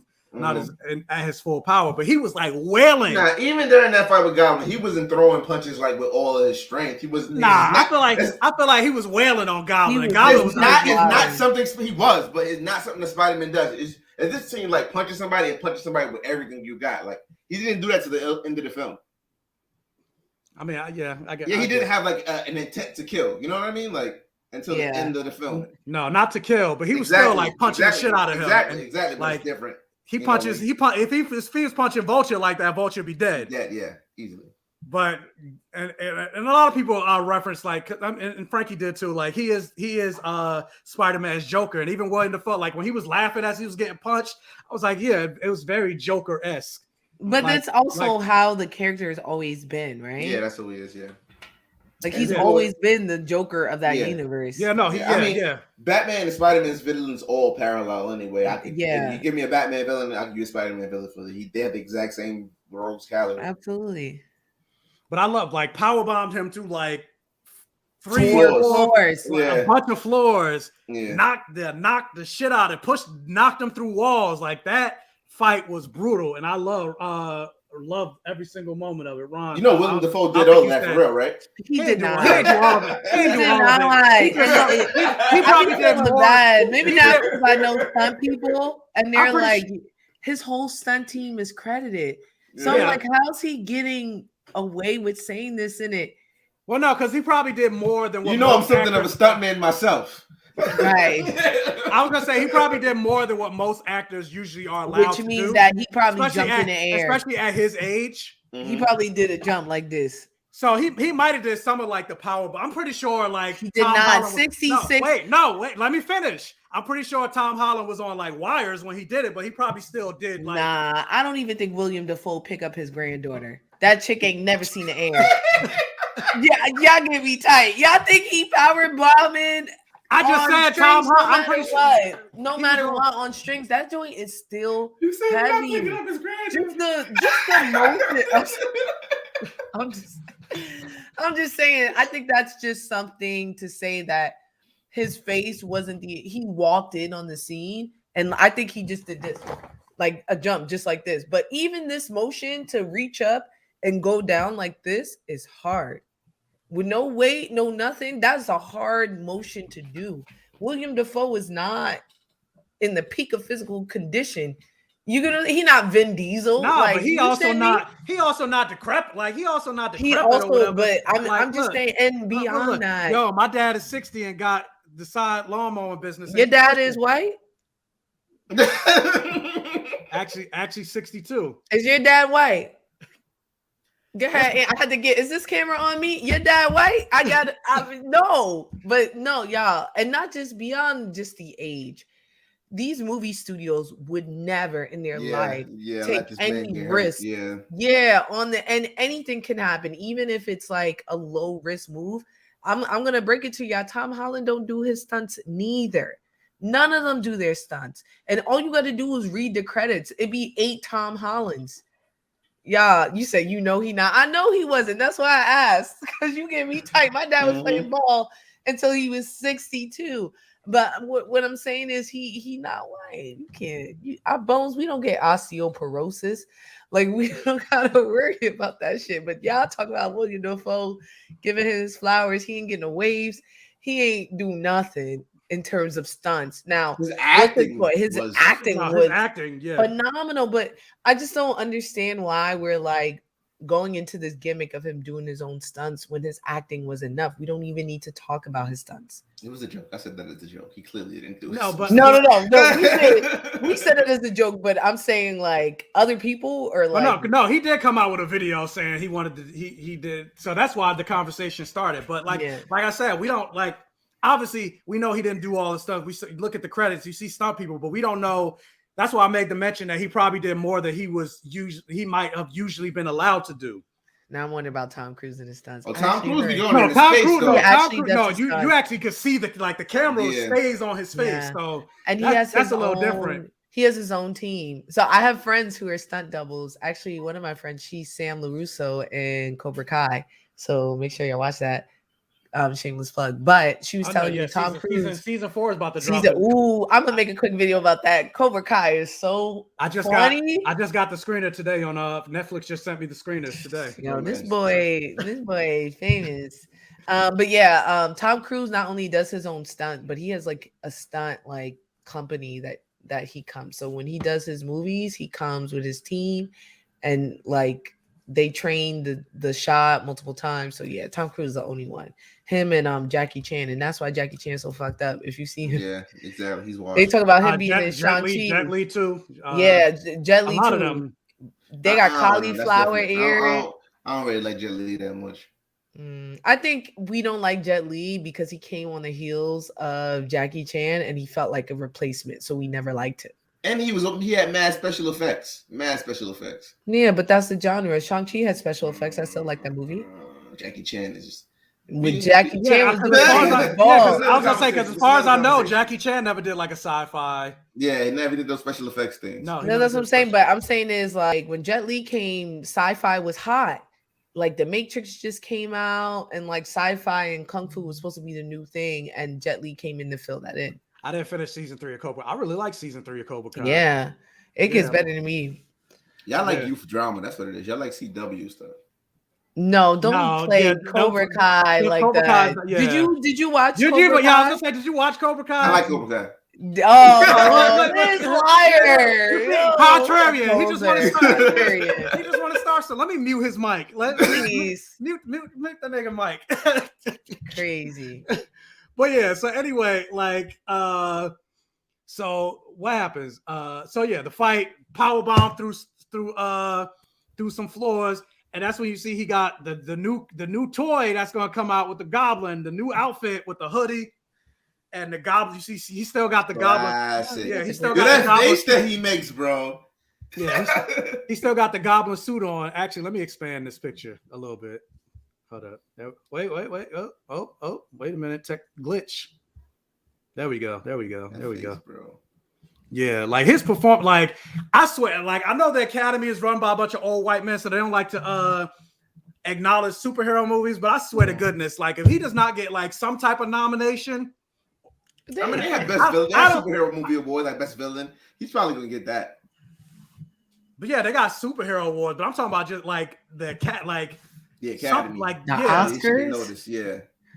Y'all, there was some really good movies that came out. And you think William Dafoe's performance, like this movie was incredible and like really, look, I love this movie, but like, is this movie universal? If I show this movie to my mom, is she gonna say this is as good as like Candyman? But notice what I said. I didn't say like nominate the movie. I said his performance. Even his performance, like, y'all, I love him. Yeah, and this feels hard for me to say, but like I've seen some performances. Y'all been killing it all year. He could be nominated too. Yeah. We're not even saying he should win. We just saying I didn't say he should win. I think I get you. People choice award or something, but like dang. She said I don't think there were two. He played and I don't think which Candyman. Yeah, the new Candyman I thought was all right. Yo, but I thought I thought he was incredible in it. Yeah, I think he fell apart in the second act, but it was pretty good. But how was he? He was good. He was great. I thought he was great. There's a bunch of movies I can't think of. I want a Blasian and Shang-Chi. I mean, yeah. Awkwafina was in it. Awkwafina ain't Blasian. She not black? She is. Oh. I was gonna say she throwing shade. I know she ain't black. That's a joke. But yeah, so you get this scene, and that's when what I might cosplay that dog. That shit, yo, the hoodie, yo. Yeah, exactly. You got that hoodie from the African, like on the passenger, on the corner. I was like, yo, I know he got that off the street, and that coat. And so yeah, walk to the con, just start power bombing everybody dressed as Spider-Man. Yo, facts. Yo, take the picture. Well, now it's so that was the thing, right? Spider-Man wasn't idolized in this New York yet. No, but that so like that's another thing. People you got Jay Jonah. We're getting to the point already right now. Jay Jonah Jameson. You shot this dude. Yeah, you got Jay Jonah Jameson, which he's the one that pulled up, like called damage control. Like and I mean, the whole old school Spider-Man thing. Oh, Spider-Man is a menace. I don't think we've seen that in the other films. Like they shot this man. No, yeah. They shot him. And obviously he has spider sense. He chose to ignore it because he's focused on May. But speaking of that, so he throws the pumpkin bomb. He tries to kill Aunt May. Coming gangster. She grabs the cure. She picks up the like sledgehammers, trying to because she got protect her son. Yeah, protect her nephews. And he's like, get out of here, yo. But he was down bad. It's not like she was like he was down bad. But was he though? He was. Yes, he was. But was he? Yes, he was. I was thinking like when scenes like this, I was thinking about if your daughter was down bad like that and she had powers, you wouldn't do what you could. She's right because he definitely looks like he's down bad. I'm just talking about his performance against the Green Goblin. Like it reminds me of like Superman versus Doomsday. You know what I mean? Like Superman got down bad because he was holding back the entire time because he doesn't. It doesn't matter. Aunt May don't know how to scale his powers. I know. She never seen him in action. Until now, and all she sees is that he's down bad. I was gonna say, even then, she didn't really see him in that because she ran the moment the fighting started. Yeah, so all she see, barefoot. She was barefoot, running through debris. But all she sees is he on the floor about to get killed, and she's like, "This is my baby. I need to protect my child. This is his child." He got his ass beat. Peter did get his ass beat, but you also got to realize like Peter's never fought anybody on his level before. And like this isn't the like Peter don't really got hand. Like he need to go train with Shang-Chi and learn the way of the spider after this movie. But you don't need hands when you know what I mean. That's apparently he did need to fight the Green Goblin. That was the best scene in all of the Defenders on Netflix when some of the people from the hand come to fight Jessica Jones, and she's like, now everybody know karate, kung fu. Because like when you're Jessica Jones, when you're Luke Cage, when you're Spider-Man, why do you need Luke Cage don't even punch people. He be swatting them on the head. Because like why? Why do I need to know Luke how Cage to fight? does have hands though, so let's just put that. This Luke Cage do not have hands. That's why he was trash. But Luke Cage.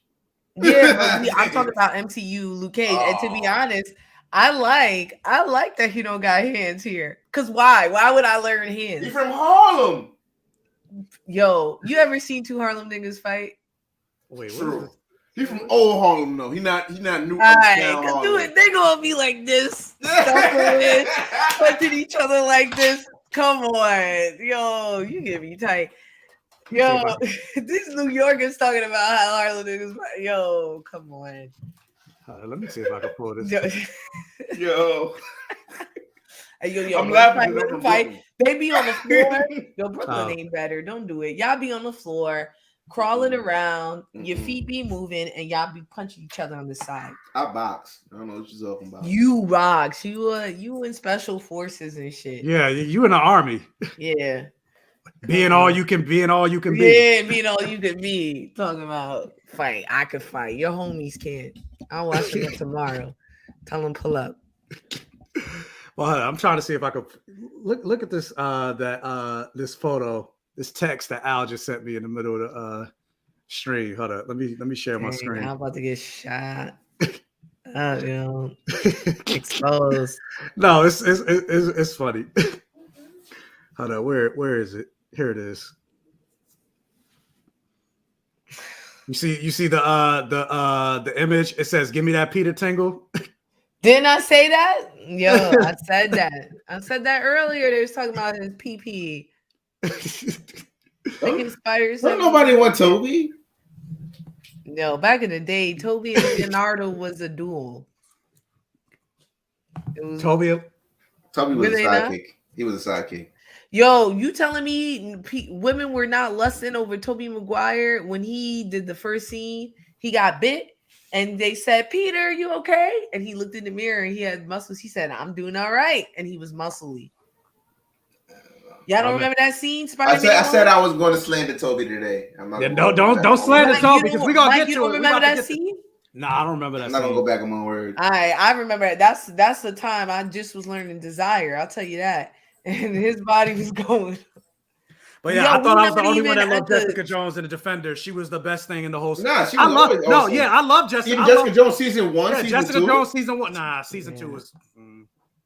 No, season 3. Season 1, season 3. But I was gonna say I didn't like season 3 that much either. I didn't like the focus on what's her name, but I didn't like season 2 so much. I didn't even watch season 3. So season 3 is not that great. It was just punishing Wildcat Patsy. Yeah. But I didn't like her though. So, but Kristen I didn't Ritter, like her because she was white. But Kristen Ritter, I love her. She was so white. She was so white. Yeah, Kristen Ritter, I love her. Jessica Jones and the Defenders, like I love that whole thing. But speaking of defending her nephew, Aunt May's defending her nephew. Goblin tries to pull it from Spider-Man 1. He gets the glider, and it does hit her. And it knocks her out the way, and it it was so cheesy. I was so upset that she didn't want to know she died. But we're used to that scene. It's a trope in like movies, like when somebody gets bit by a zombie or somebody gets shot, and you see it later. But they dragged it on so long that you really thought that she was okay. They did not. They dragged it. She was running. She was less than 5 minutes. She was not running. She got hit. She got up and she got up and she started running to Peter. I'm okay. Peter was fine. She ran to Peter. She didn't run. No. I saw the movie twice. She was running. Be quiet. Let me mute. I'm muting Ron right now. She running. She didn't run nowhere. She went 3 steps. After she got knocked down and Peter because Goblin threw the bomb and he jumped in front of it and took most of the blast with the nanotech, and then everything collapsed and everything like that. He got up. He was slow to get up, and he went over to May and he helped her up. She didn't go to him. He went to her and helped her up. That's not how I meant it. She helped her up. She said, "I'm okay. He said, "Are you okay? Are you okay?" And he's like, "I'm okay. I'm good." Like she was shaking the whole time. She said, "I'm scared." And the whole And then time she she was started shaking, I talking. thought because she was scared, like she was shook. Her adrenaline's running. She just got almost. She almost got smashed. She got He knocked said, over. Like when she got hit, immediately I thought she was dead. And then she Yeah, got I up did and she too. was I fine. did too. I did too. But when she got up, but it was slow because she was bleeding out. Yeah. That's why, I didn't like like it. when I you're didn't like bleeding it. out, it's not gonna happen instantly. It's not gonna happen I didn't- immediately, and you're in us. shock. I didn't like it. They did not. It wasn't even 2 minutes, and so she got up and she was like, "Yo, I'm good." And then she had to ring that line off. Yeah, and she's When talking she like ripped even the She was I know, talking that's regular. like, She wasn't she's talking dead. like she was hurt. She was talking regular. But that's how people who are yeah, like when they're about to die, injured like, that hard, they don't know. It's called the surge. It's a surge of energy that you're like, I'm fine, and then you die. or not even just that, but there's I've You should know read, that. I've read. You're a first responder. Yeah, you a first I'm responder. scared. Like, I'm scared. You should actually. because I was about to educate the first responder, but yeah, like there are people like when they get into car accidents, like their body is literally chopped in half. The only thing that's holding them together is the car. Once you move the car, they're basically literally like the torso's over here, the body, and they're still like while their body is together, and they're basically dead, but they're still talking like normal. Yeah, That happens. Like, Yo, so yeah, Nathan- she's dying, she's slowly bleeding out, but she's still it's not so maybe- strange for her to be talking like normal. Yeah, Ron is just being tight to be tight. He's just being a contrarian. Just being a contrarian. So I love how like people are saying they blame Peter, and that's the ethos of Spider-Man, right? He loses something inherently because it's his fault, right? The very original story, the robber he lets go because he doesn't get his cheese, kills his uncle, Ben. right? Like, so it's always, even in Miles, and it's always he does something irresponsible and it causes someone close to him die. And I love that they did that callback, but we haven't seen it with Aunt May, so none of us was considering it. And I thought that was just incredible storytelling. I was like, yes, it's his fault, but not his fault, right? It's Because she Green wanted Goblin's that too. fault. No, it's neither one of their fault. It's Green Goblin's fault. Yeah, definitely because he killed that murdered man. her. But I'm saying it's something that she told him to help these people. You know what I mean? Yeah, but that's the point. Even That's when the she was ethos dying, of she the said, story. "Don't, still be good." You know. But that doesn't make it their fault. I'm You helping not saying someone, it's their fault. well, you said she helped him, but I'm saying it's neither one. It's just, why didn't he web the bomb? Why did he web the bomb in He was midair? wrong. He was fucked up. Yeah, like he was tore up. And then like the suit was dead. Like everything. I'm like, well, the web Oh, shooters. the webbers were damaged because he had to redo it. Yeah, his web shooters were damaged. Yeah, he had to remake them. Yeah, and like as a comic book fan, you used to seeing Peter hit rock bottom, and it's like, damn, this is it. Like Spider-Man was like all sunshine and roses until him. She should have made it to the hospital. Aunt May always ends up in the hospital. No, I like. That's true. She might die, but she'd be in the hospital first. Yeah, but no, I like because they ain't no time for all that. But he was getting shot. Yeah, exactly. So, but I like this whole entire scene, like giving the line to Uncle Ben, the Uncle Ben line to her, like it made sense. Like the whole scene, like the audience was quiet during this whole moment, and the score, like even the movie got quiet. Like the score, the underlying score, it was like very soft and it was like very somber. And it's like, dang. And I like the whole. And Frankie said, like you said that you knew that Aunt May was gonna die. Honestly, I didn't know. I mean, I didn't know the whole movie. I knew she was good. No, I knew when she was like trying to help him. I knew, she's gonna die. But then she got hit and got back up and was chilling. I was like, they're not gonna do that to me. No, that's what I said. I was like, they're not gonna do this. She good. Yeah. Like even when she was like, I need to catch my breath, and she laid down. I was like, nah. And then she stopped. I was like, we're gonna see her at the end of the movie. They brought her back. They resuscitated her. Or something. Even when she died, Even when she died, I thought at the end of the movie he's gonna do something to bring her back, like reset time or something like that. But no. And the thing was, I didn't even consider her dying because Uncle Ben is already dead, right? Yeah. Tony already died, so I was like, he already had those moments. But he said Frankie died. Yeah, I'm not hyped when Stacey died. I didn't see any of the. Thankfully, I didn't see the J. leak. Jonah Jameson's father died. Like people die. Like it happens. Like I'm glad I didn't see. Yeah, any but leaks. both his parents died, and Yeah. then Both his parents of died. Both his guardians parents died, yeah. and then his no, pseudo-final died. his Miles lost- biological parents are dead. Yeah. His surrogate parents are dead. His adopted parents His are dead. mentor- Now his his mentor mentor figure is died. dead. Yeah, Yeah, shit is hard for him. Peter Parker is gonna need like years of therapy. Like He don't got therapy though, so He got therapy money. He He's don't got gonna therapy not money. text Yeah, he don't women got for the therapy next money. 30 years, and He better hit up Bruce Banner. Bruce Banner got money. Be like, hey, hit Bruce me up. Banner need therapy too. Yeah, but That's I'm a just fact. saying, like to He help need the pay, most therapy. help pay for. Yeah, he needs the most therapy. But I'm saying to help pay for the Yeah. therapy. Bruce Banner is broke, right? No, Bruce Banner ain't broke. Not right now. Not in the MCU. Not right now. in the MCU. Okay. But anyway, so yeah, Aunt May's she dies. He gets shot. Happy's like, Peter, run! And the damage They control. were shooting at Happy. Yeah, well, they didn't shoot at Happy. They had the guns on him. But Yo, fuck the police. I like that the fact that the police was the bad guys. Fuck the police. Yeah, but like that's another thing. Frankie No, about to defend the police. Yeah, she about No, to do not that. the police, but I'm saying in general, like New York is supposed to be a character of Spider-Man. That even though half of them, it's not Batman, where like we all hate Batman, people love Spider-Man. Even when Jameson is talking that shit, people still help him inherently, even the police. Am I wrong? Sometimes. That's how you know I'm right, because Ron, no, I'm right, because Ron never said no sometimes. He's a no ass nigga. But like, I don't know. I like that though about this, because they're like, there needs to be a reason why, like, we need to break this Peter Parker down. We need to break him down. Yeah.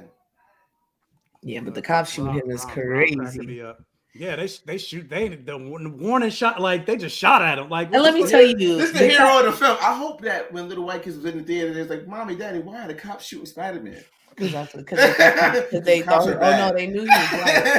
But you know what else? I feel like the city wouldn't pay me enough to shoot at Spider-Man, because I don't want to be the one person that he turned on.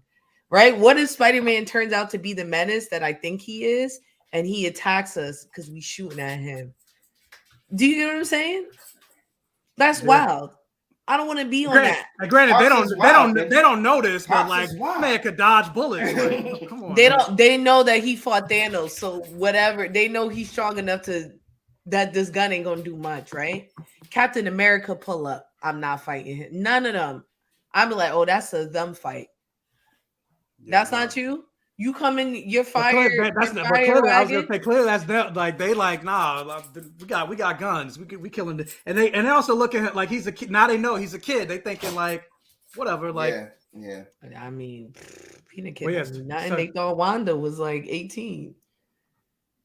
No, Wanda's older, right? Yeah, but they were talking like she was 18. Yeah, they was calling her a kid when she first came out. Yeah, they did.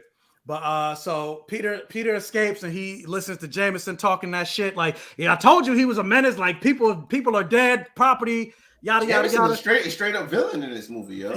He's always nah. Remember the Spider-Man movies? And they was like, "Where's Spider-Man at?" And he ain't snitch. He was real as fuck. Yeah, but I don't know if that was real. Go ahead. I was gonna say, if that was that. Like he wasn't put in that situation, so we don't know. Yeah. And by then, Spider-Man was also funding him, right? Mm-hmm. Without Spider-Man, he not selling. Spider-Man go to jail, he not gonna sell no more papers. What he gonna talk about? And this Jameson, he doing like a podcast. So like, yeah, Spider-Man going. What he gonna do? Spider-Man his Joker now. Yeah. But so he's watching the Jameson broadcast with the rain, beautiful shot. Was when they zoomed out and you saw them him standing there with the big image of Jameson, and then that's when you jump to Ned and Michelle, and that's when Ned saved the day. Yeah, they're sitting there watching the broadcast, wondering what's going on. They're like, Peter, did you call? Because Michelle threatened, which was a funny scene where she was like, when they were like, if I don't hear from you, I'm pressing this button, and she looked at all the villains. She's like, I mean it. And the villain, the lizard was like, that can't be his girlfriend. Like she too bold. She too trail. She too fly for him. But anyway, so they contemplate whether they're gonna press the button or not, and that's when Ned is like, I just wish I could see Peter or whatever. And then you see the sling ring open up. They're like, what the hell? And they're like, Ned, do that again. And he does it. And he's like, I just wish I could see Peter. And we see a portal open. I came on myself.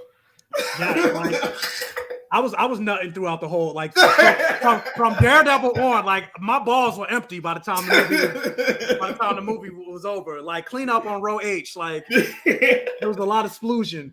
But that's when we saw the suit. And the audience, I heard somebody was like, is that Kobe? No. But no. I knew it was Andrew. Yeah, we see. Yo, my audience was hyped for Andrew, bro. Yeah, no, my audience was hyped. Like, when he pulled off his mask, the whole theater, like you couldn't even hear what he was saying. Like exactly. I still don't know what he's saying. I'm glad I went so early. I didn't have that issue. Yeah, like we were. I seen a lot of articles on it too that like people were complaining that the theaters are too crazy. I mean, let people enjoy themselves. But I mean, but you expect that you go opening night. You don't think that's not gonna happen? Yeah, you don't think that's gonna happen? Like, especially a movie like this, you don't think people gonna start cheering and screaming? But so I mean, don't say expect people to be rude to like. I mean, it is rude, right? Yeah, when you do it, ultimately it's rude, right? Yeah, I want to watch the movie, and movies are like $25. It's not a theater. Yeah, it's not a theater, but still, like it's $25. So no, get your shit together and let's watch this movie. If you unless you got A-list, unless you got, I mean, but if you really a fan, be quiet. Let's hear it. You know what I'm saying? Like, don't say because you a fan, you could be rude. I mean, yeah, I get it, but I was like, I was especially after like Avengers Endgame, like I knew the audience was gonna be like, y'all niggas ain't gangsters. You gotta go with the whites. The whites would be like, shut the fuck up. Nah, they was screaming. They were screaming. Yeah, it was the main. They were the main ones screaming. Nah, I was with the real fans. No, you wouldn't know. You just went when nobody was there. It was early. No, the theater was the people that still sleep. They still waking full. They still waking up. We were just respectful. We were the real fans. If you waking up to watch Spider-Man, not going after work, that's a real fan. You said, "Let me wake up. Let me get my breakfast." Those are people that can work from home. Those are the rich people the Upper West Side people. It's not rich to go in the morning. That can go after work hours. Before, what time you start work? But that's different. What time you start work? Can you watch? Can you watch at 9 a.m.? Can you watch a movie at 9 a.m.? At 9 a.m. I'm asleep. At 9 a.m. You at work? I'm asleep. You at work? I'm asleep. No, it's after work for you. I just got off. It's after work for you. I'm working right now after work. It's been 4 hours. I'm gonna be here forever. Some people said they were waiting for Toby. I think that was really not like cool, like because we all had our opinions who the best Spider-Man is, but it was like everybody got what they wanted. It was like one of those rare occasions where you got to please all the fans. For sure. But yeah, so we see they think it's their Peter. They're like, Peter, pick. But he hears Peter, the name Peter, and so he walks into the sling ring, takes off the mask, and you see Andrew motherfucking Garfield. My Peter. And yeah, it's like and the comedy it just starts right then and there. Like nobody quips like this dude. Like he outquipped all of them, but they were all playing off each other, right? Yeah, he was still but you could definitely tell, like, I feel like he was the most excited to come back again. This is essentially his Amazing Spider-Man 3. I'm pretty sure he never thought in a million years he would be coming back as Spider-Man. He's also the reason that Tom Holland has that role because he was pushing for Spider-Man in Civil War. He probably was thinking about it more than Tobey Maguire. Yeah, that's what I said. Like, I'm pretty sure. I just you meant Andrew. No. I was saying Andrew was super excited because he probably never thought he would be coming back as Spider-Man. And he was hurt when he wasn't Spider-Man anymore. Yeah. He was hurt. Like you could definitely tell like he was but he was old when he was Spider-Man. So so was Toby. So was Toby though. Toby was like 30 when he was playing. I keep on getting confused what you're talking about because I thought we were talking about Toby. Right now, no, I'm talking because we ain't get to Toby. Yeah, we ain't get to Toby yet. Oh. We talking about Andrew. Yeah, well, that's what I'm saying. Andrew kind of like they were teasing another movie for him, and then they're like, "Nah." Yeah, but that's why I understood why he was tight. Yeah, that's what I was saying. Because he didn't get that third movie, I'm pretty sure he never thought he would do with Andrew come back as Spider-Man. Retcon that little kid at the end of the movie into being a black little kid and make him Miles. And then have Andrew have a good ass movie. Why y'all pushing for Miles, yo? Listen to me. Have Andrew have a good ass movie and have Miles in the Sonyverse and then have an event where the Sonyverse. There's already a Miles movie out. There's so many other spiders that we could talk about. There's so many other characters in that universe, but not live action. I do want a live action Miles, but I want him way down the line. But we don't need it. Everybody always pushing for Miles and Peters, but like there's so many other characters that we can push for. It's always Miles, it's always Peter. Why? Why y'all pushing? Because I want Miles Morales. I cannot want what I want. We already got Miles Morales. No. Yeah, the man trying to promote Tick Tick Boom. Man trying to promote Tick Tick Boom Boom, and they asking him about Spider-Man. He still probably denied it, even though people. Well, because he signed, he probably signed a contract that he couldn't promote it. Yeah, definitely. Like, I mean, yeah, he wasn't even. They didn't even have them on the red carpet. They definitely tried to keep the secret. But once like the movie's out for like 2 weeks, I'm pretty sure they're gonna start putting posters out. Or whatever. Yeah, I can't wait to see their interviews and stuff. Yeah. But so yeah, the Mary Jane, of course, she's not trustful. She's like, how do I know you're live action CGI Peter? No. But yeah, how do I know you're actually Peter Parker? And he's like, he looks at his suit. He's like, I'm literally wearing like a Spider-Man, but I don't have I don't have ID on me, like defeats the whole super identity thing. So he lifts his hand up, he sticks to the ceiling. She's like, that's not enough. She throws some more bread on him. It's like, I want to see if you got the Peter Tingle thing. I'm like, I do, not for bread though. Like I love the whole thing. And then his Nana is like, yeah, can you get the cobwebs over there? So he crawls and gets the cobwebs or whatever. And he's like, is that good enough? And she's like, all right. And then Ned does it again. Peter. And who do we see? The OG, the original Tobey Maguire. This is the first movie he's done since 2014. Which is crazy. He probably got the crazy bag. This is the first movie Tobey Maguire's done? This is the first movie he's done since 2014. He probably got the crazy bag, yo. He got $1 million. I looked it up. Hey man, Andrew got $1 million. And That's Tom got 4. Damn. Only 1 million? Yeah. And this movie is making. And this probably worked for this movie is probably going to make $1.5 billion. I mean, he might have had something. He might have a contract where he gets. They probably got. You know what? They probably got a contract on toys. Yeah, being greedy. They toy money is something serious, bro. Or he gets something on the back end. They barely worked. They barely worked. But no, but Robert Downey Jr. has that where he in Spider-Man Homecoming where he got paid a certain amount, but he also gets some of the back end, even though he was only in the movie for like not that long. He was in it a lot, but also Robert Downey Jr. He gets like $50 million. Helped created the MCU, like he had a hand in it. Yeah, but I'm just saying, like they also had. It's not just about what they get paid up front. He might also have something where he gets paid a contract on the back end. That's all I was saying. So. Because you're like only $1 million. Granted, give me a fucking $1 million. Yeah, I'm confused. I'm not them though. I'm not them. Yeah, no, but still, like they were fine with $1 million. They would have negotiated more, right? Yeah. But so yeah, we see Toby show up, Peter Parker, and then they introduce her, and that's when you see Andrew and Toby see each other for the first time, and like Spider-Man Enter the Spider-Verse, both their spider sense kind of go off with each other because they're like, wait a minute, who are you? And he's a youth pastor.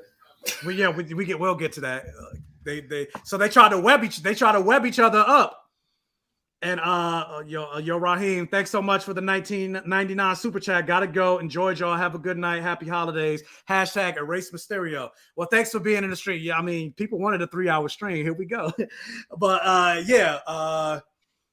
so they web each other up, and I like the little that Toby got the best of Andrew a little bit. Like that shows like he's the more veteran Spider-Man. He got the upper hand a little bit. And you got Nana. She's like, clean, Grandma, clean these webs up before y'all go. Y'all better clean this shit up. And the whole conversation, Toby, Andrew seeing each other, asking about does he have a place? Like does this version of Peter have a place where he wants to get away? And everything like that. And so that's when they go to the top of the school, And this is another moment where the audience cheered. Where you saw Toby and Andrew on top of the scaffolding, almost like in a Batman-esque type of way. And then after Ned and MJ do the little hugs introduction, they jump down, and all the Peters are interacting to see each other. Like, how did y'all feel about like this scene? Like the uncle, them talking about their Uncle Ben, him talking about Gwen, Peter talking about revenge, all of that stuff. Yo, shout out to Dan Slott, because if he never wrote Spider-Verse, none of this would ever happen. So big ups to Dan Slott. He probably had one of the best Spider-Man runs ever. I was super excited, and I thought it was cool that Peter was like a little apprehensive to even see them. Like, he was just dead tight. He was just like, "Nah, I'm gonna send y'all back too. Everybody gotta go back. F this. Everybody go back. Gotta go back." Yeah. Go, Frankie. I mean, I liked it. No. Huh? I mean, look, I like it. Whatever. I'm sorry. I'm tired. I'm losing it. Y'all losing me, y'all. Yeah, it's like it was cool that they brought up each other's trauma and stuff like that, and talked about like what their world is like now. The other Spider-Man, I thought that was kind of cool. Yeah, but like, and it kind of, especially for Andrew, it opened up a story that we might be able to see down the line. Yeah. Yeah, I think what made it cool is that it gave us the time to kind of flesh out characters we already knew, especially with them. Like I felt like it gave us like perception. Yeah, there were definitely loose ends on both the other two Spider-Man, because we were supposed to get a Spider-Man 4, we were supposed to get an Amazing Spider-Man 3, and we never did. So yeah, that's y'all though. That's people like you, Ron, pushing for more movies, and then they was rushing it. I didn't tell them to rush the Amazing Spider-Man 2 and have a whole Mary Jane casted and then delete all her scenes from the film. I couldn't believe they did that. Yeah, she would have been butt. That I don't know why they love that white girl. Yeah, I don't know. She married some forward play. Is she? Aaron Rodgers. Oh. Yeah. But yeah, so let's speed it up because Frankie tired now. I'm tired. I didn't know we was gonna go scene by scene and go through the Mike script. Don't play, bro. I was like, we going through the script. Nah, this movie, I love this movie. We didn't talk about the whole thing. I didn't know we was gonna go by the script. I thought we was gonna do regular. I've been at work all day, y'all. Yeah, we're not even halfway to the end. I think we is halfway, but that's about it. Well, no, we are basically at the end. So yeah, we can talk about the end. So the science, that's my favorite part. Science, so, put on the lab coat. Yeah, so they in there. So they come up with this whole plot or whatever to continue to like Peter revenge, talking about this is what we do. We save people. They in the lab. I love that whole scene with the three of them, like the three, especially with Andrew smart ass. He's like he's real cocky with his genius. And I said that's something that people said that they didn't like about his Spider-Man. It's like he seemed like he was cocky, but that is part of Spider-Man. Yeah, that is part of Spider-Man. Maybe not Peter Parker, but that is part of Spider-Man. Like even like when he like people don't get that. Like when he first becomes Spider-Man, it's like he was down. Like he was a nerd. He was this. He was that. He has these powers. He's like F everybody now. I got power now. This. And then the Uncle Ben thing happens and it humbles him, and then he becomes the hero that we all know. But Spider-Man has a cocky streak. But I mean, even more than that, right? We see that in the comic books. We even see it. What was I watching the other day? I forget if it was Spider-Man or the X-Men, the animated series, where Spider-Man comes because he's turning into a spider. Mm-hmm. And he's just in there moving stupid and arrogant, right? He's like, I know you in. Like he was kind of racist, actually. He was definitely really racist. But I'm just saying, like, inherently, Spider-Man like knows his limits, and because of that gives him, I don't know if arrogance is the word, but like confidence, right? Yeah, he's been arrogant at times, and then he always like in the comics, like there's a point where he defeats Fire-Lord, which is one of the Galactus' heralds, and he brings it up all the time. He's like, "Yo, y'all remember I beat Fire-Lord? I beat a herald of Galactus. Y'all remember?" And he brings it up all the time. Yeah, I would do that all the time. Even if I don't beat certain people, like imagine you play 1-on-1 with LeBron and you make one shot Not even you beat him. You make one layup on LeBron. You gonna be talking about that's what a regular person would do, and that's what like a lot of people love Spider-Man because he's like a regular because guy. he's normal. I was like, that's what Cole would pill. Yeah. But I think that Andrew is the only. I mean, we see that the other two are smart,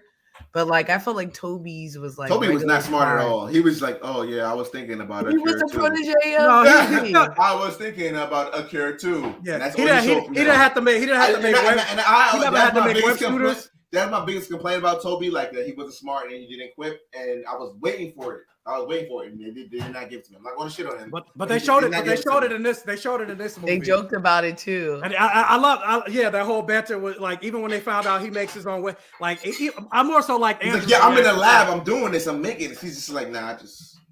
Yeah. But yeah, I mostly like Andrew's reaction to it when he grabbed his wrist. He was like, what is that? Like, that comes out of you? Like, the whole, like, Andrew, like, I love his whole, like. Yo, but that is peculiar, right? Yeah, it is. Because you want to know, like, how are you synthesizing that? If you change your diet, does that change the stream or the strain? They even asked him, like, the scientist that he is, he was just really inquisitive about it. They even asked, like, do you ever have a web block or like? And he did, right? Or like Pete or Tom Holland was like, does that come out of any place else? Like, what is that?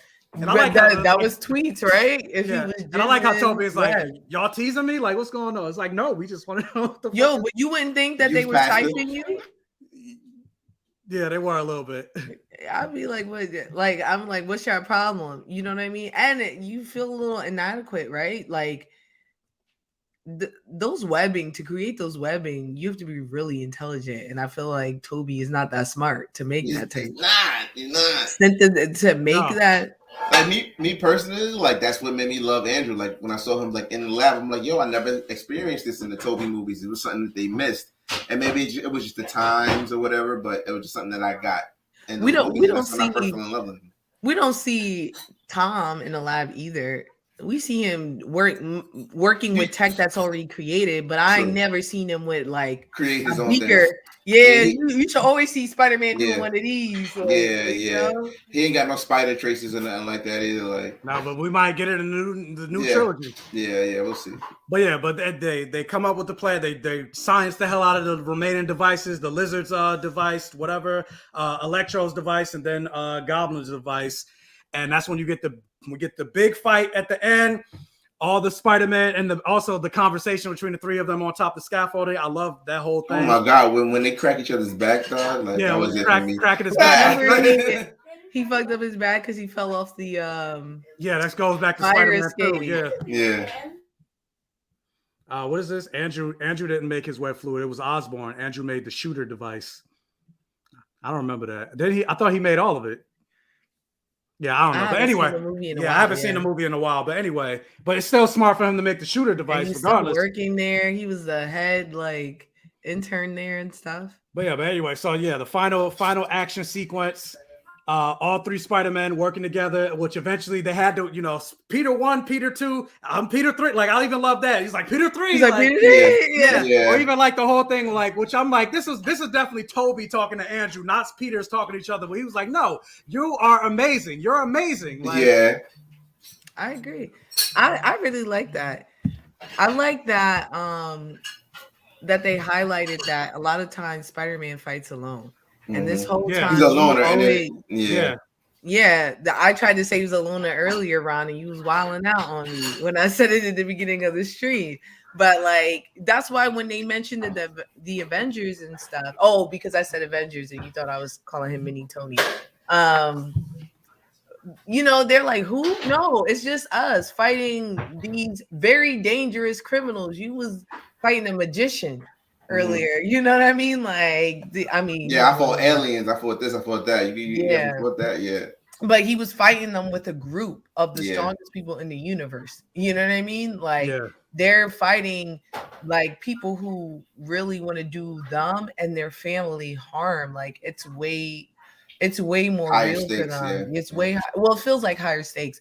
So like them not knowing how to work in the team because they've never done it before really like kind of showed the tragedy of like what makes being Spider-Man so hard.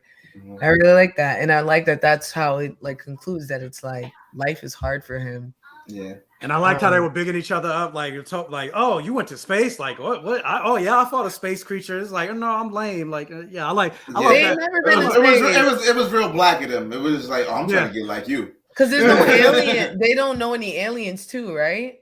Well, Toby, he knew the Venom symbiote. Yeah, but they didn't know that it was an alien. He said it was an alien. Yeah. And he's like, I fought an alien too. It was a black goo thing. Oh yeah. And Toby, and that's when Andrew was like, I want to fight an alien. Like, but it wasn't like, it's not like the black goo thing was like an alien substance to him. You know what I mean? Like they played Venom to be an alien substance. Like Venom wasn't even talking to them like that. You get what I'm saying? It was like something that poisoned them. Does that make sense? It wasn't a sentient being, is what you're saying. Yeah. It wasn't sentient. I got magic here too. Y'all got magic here. Andrew was in it, man. Andrew was definitely in it. So speaking of, we get the again, trying to speed it up. We get the iconic scene towards the, not iconic, but like giving Andrew his redemption moment. I hate that people always try to play Andrew for not catching her when that's the most comic book accurate thing they've ever done with Spider-Man. It is. I was confused when I saw it. I was like, tell me you never even touched a Spider-Man comic book without telling me. The hate he got for that. And just him catching and like him almost crying made me cry. I was like, good for him. Because imagine like you make a huge error and then it happens again, and this time you fix it. Like you normally don't get that opportunity again. Yeah, no, you don't. And I thought that was really good storytelling to not just give. They could have easily gave Tom his version because they fought. Yeah. Mary Jane felt the same way too. So it's like, oh, it's his turn to pick it up, just to pay homage to the others. And I'm like, what a beautiful way to be like. Yeah, I thought it would have been a stupid narrative decision if they didn't have Andrew's favorite. Yeah, when we got the spoilers or whatever, the teasers, I was like, yeah, he's definitely going to catch her. It's going to be like a thing. Yeah. I was looking at one when they were asking, she falls. Andrew stole every scene he was in. He damn sure did. Yeah, I agree. He definitely did. He definitely did. He was the best Spider-Man. I don't know if it's he's the best Spider-Man. He was not in the best movies, but he was definitely the best Spider-Man, in my opinion. I thought the Amazing Spider-Man 1 was fine. It was fun. Yeah, it was all right. It was the second one that was ridiculous. Too much going on. And I will say, out of the three Spider-Mans, Andrew's was the most emotional in this, even in this movie. Yeah. He was the most emotional, but yeah, it was the biggest connection you felt, and I think it's because they showed him interacting with the characters way more, right? In a different way. Like it wasn't just about telling the story. You see him, and even him with the other two Spider-Man, it seemed like he was more into it than them. He's like, I always wanted brothers. That. He was hugging Broadway actor. Yeah. And I think that has a lot to do with him as a person. Like he's like not the other guys, but he grew up wanting to be Spider-Man. Like he's actually a fan of the character. When he wasn't able to play the character anymore, he was very upset. Like, so I know it was a really big deal for him. I'd be hurt too, though. Yeah, super hurt. Yeah, especially wild hurt.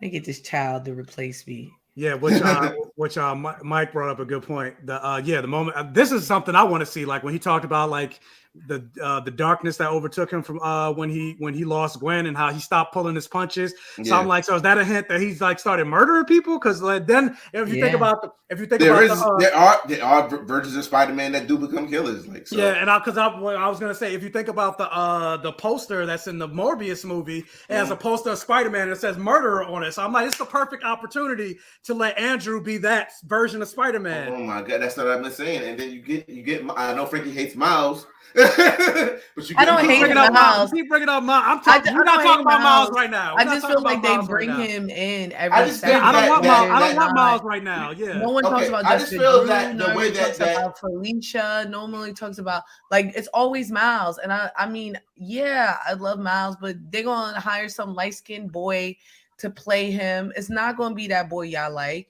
and y'all gonna hate it. And I'd be like, just throw this white girl and let me see at least a woman be Spider-Woman or something. Cause y'all gonna be disappointed.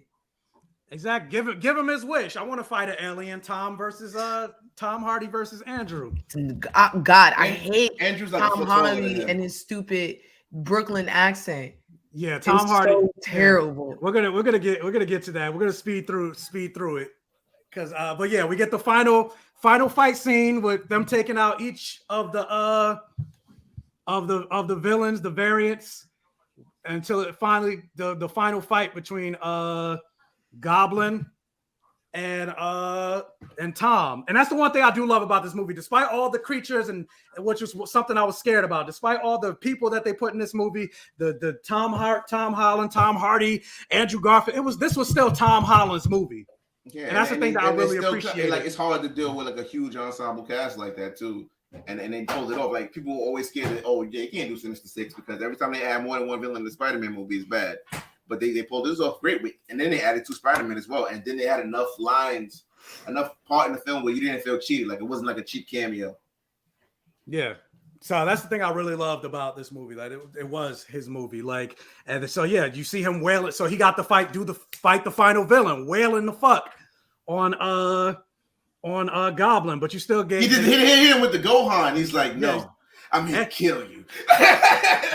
He wasn't gonna kill him. Yeah, we knew that. But he tried. He picked up the lighter. But then Toby grabbed it. They gave it. I didn't like that part. I think he should have stopped himself. I don't like Toby stopping him. I think he should. I did too. I mean, technically he did. Like, they're both Peter Parker, so he did stop himself. But I don't think he would. I don't think he was in his right mind, and that was the point, that they were there to support each other. And then him seeing Toby told him to stop, because after Toby got stabbed, he could have killed him, but Toby he still used the cure. Yeah. Exactly. So he realized then. So I thought it made sense. One thing I will say that did surprise, because so much of this movie leaked, for the most part, nothing really surprised me. I still love the fuck out of this movie. This movie is probably my favorite movie of the year. I didn't pay attention to the leak, so it was awesome for me. No, I didn't pay attention. I didn't watch the trailers. I didn't pay attention to most of the leaks, but I still heard from people like, So, but the only the rumors of Toby and Andrew being in the movie, like all of that, the rumors of Daredevil being in the movie, like all of that was still in the air. But I think they put that out there. They gave us so much, so we want to see it. Like, that's what made it a blockbuster. And then there were still more surprises. But the point that I was getting to is, like, because of that, nothing really surprised me for the most part. But the only thing that did surprise me is because I thought by the end of this movie, Toby was going to die. So when he got stabbed, I was like, they're doing it. But then when he got up, it was like, I've been stabbed before. I was like, okay, good. They're not going to kill him. I thought they were going to kill him. Yeah, so, I did. And when I saw when he got stabbed, I was like, all right. Yeah. All right. Well, a little shanking. He been stabbed there before. But I like that line. He's like, I've been stabbed before. Like, yeah.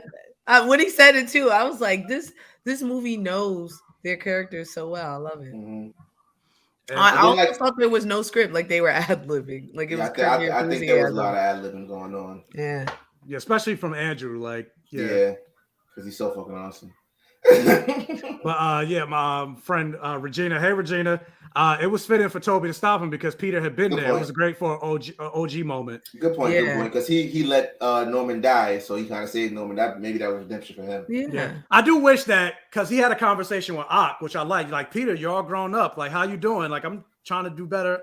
I wish he had a conversation with Norman. They just Sandman.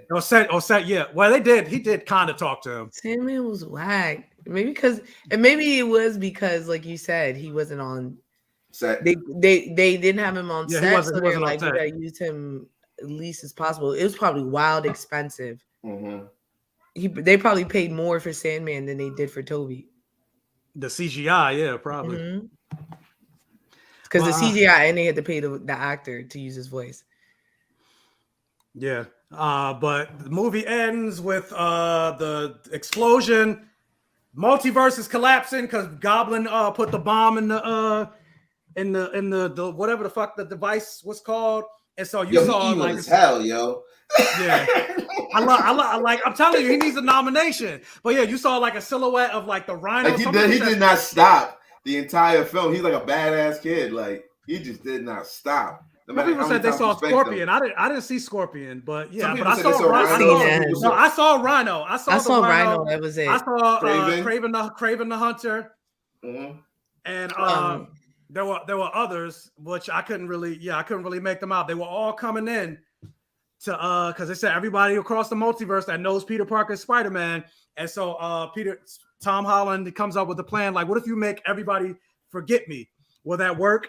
And Doctor Strange, he didn't want to do it. He's like, yeah, it would work, but like literally, you have to know what you're getting. Like literally, everybody's gonna forget. It's like you never existed. But he's like do it. So he does it. He says his goodbye to Toby and Andrew. He says his goodbye, heartfelt goodbye to Mary. I keep wanting to say Mary Jane, MJ, and Ned. And it was just like the comic book. It was just like, yes, it's one more day all over. Like, I'm gonna find you. You know, we're gonna be in love. Yeah, I'm gonna figure it out. Like I'm gonna figure it out. Like I've done it before. Mm-hmm. And so the spell is cast, and I didn't understand why he had to go leave the area though. Mm-hmm.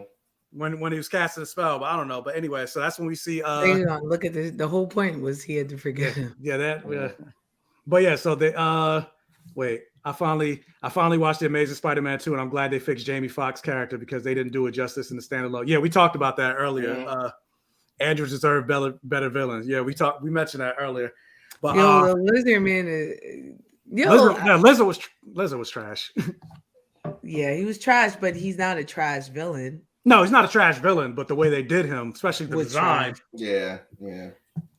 So I also like, you know, you can't imagine if they gave Sandman and the Lizard more. Like there wasn't enough to go around. You know what I mean? No, not this. But I'm talking about in the Amazing Spider-Man. Like, if they wrote that right.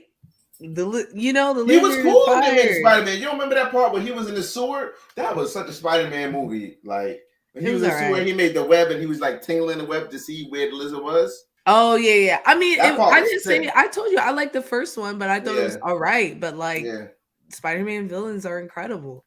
Electro is incredible, and they had him with a comb over. Yeah, but so What happened? So yeah, spell throughout the planet, and everybody forgets who he is, and that's when you see Peter. He's going up to MJ to go try to find her, like to fulfill his promise. He has a whole speech like, "You don't know me, but I'm Peter Parker." Yada yada yada. So they go into the coffee shop, and that's when Ned shows up. And they find out they got to MIT, and in a very Peter Parker moment, he's like, when she sees the cut and everything, they have the conversation, and he's like, "Dang, like, I don't want to put them through this anymore. Like, it's not about me. I want them to have a happy life." Like, so he decides not to go through with it, not to tell the conversation. But even after he leaves, you kind of see like something sparked in MJ. Mm-hmm. I think. No. You don't think so? No. We won't see it. If we see her again, it'll be in the end of the Lex trilogy. All right, but you think they're doing 6 movies? No, they signed on for 3 more. Yeah, movies. They announced. I thought he signed on to do like 3 more. No. They announced another trilogy. Movies. They announced a trilogy. That's a lot. Finally can get an adult Spider-Man. It's not really a lot. We never got an adult Spider-Man. No, Kevin Feige said when they first got the rights that he envisioned 7 movies with Tom Holland. So that's fair. We'll see.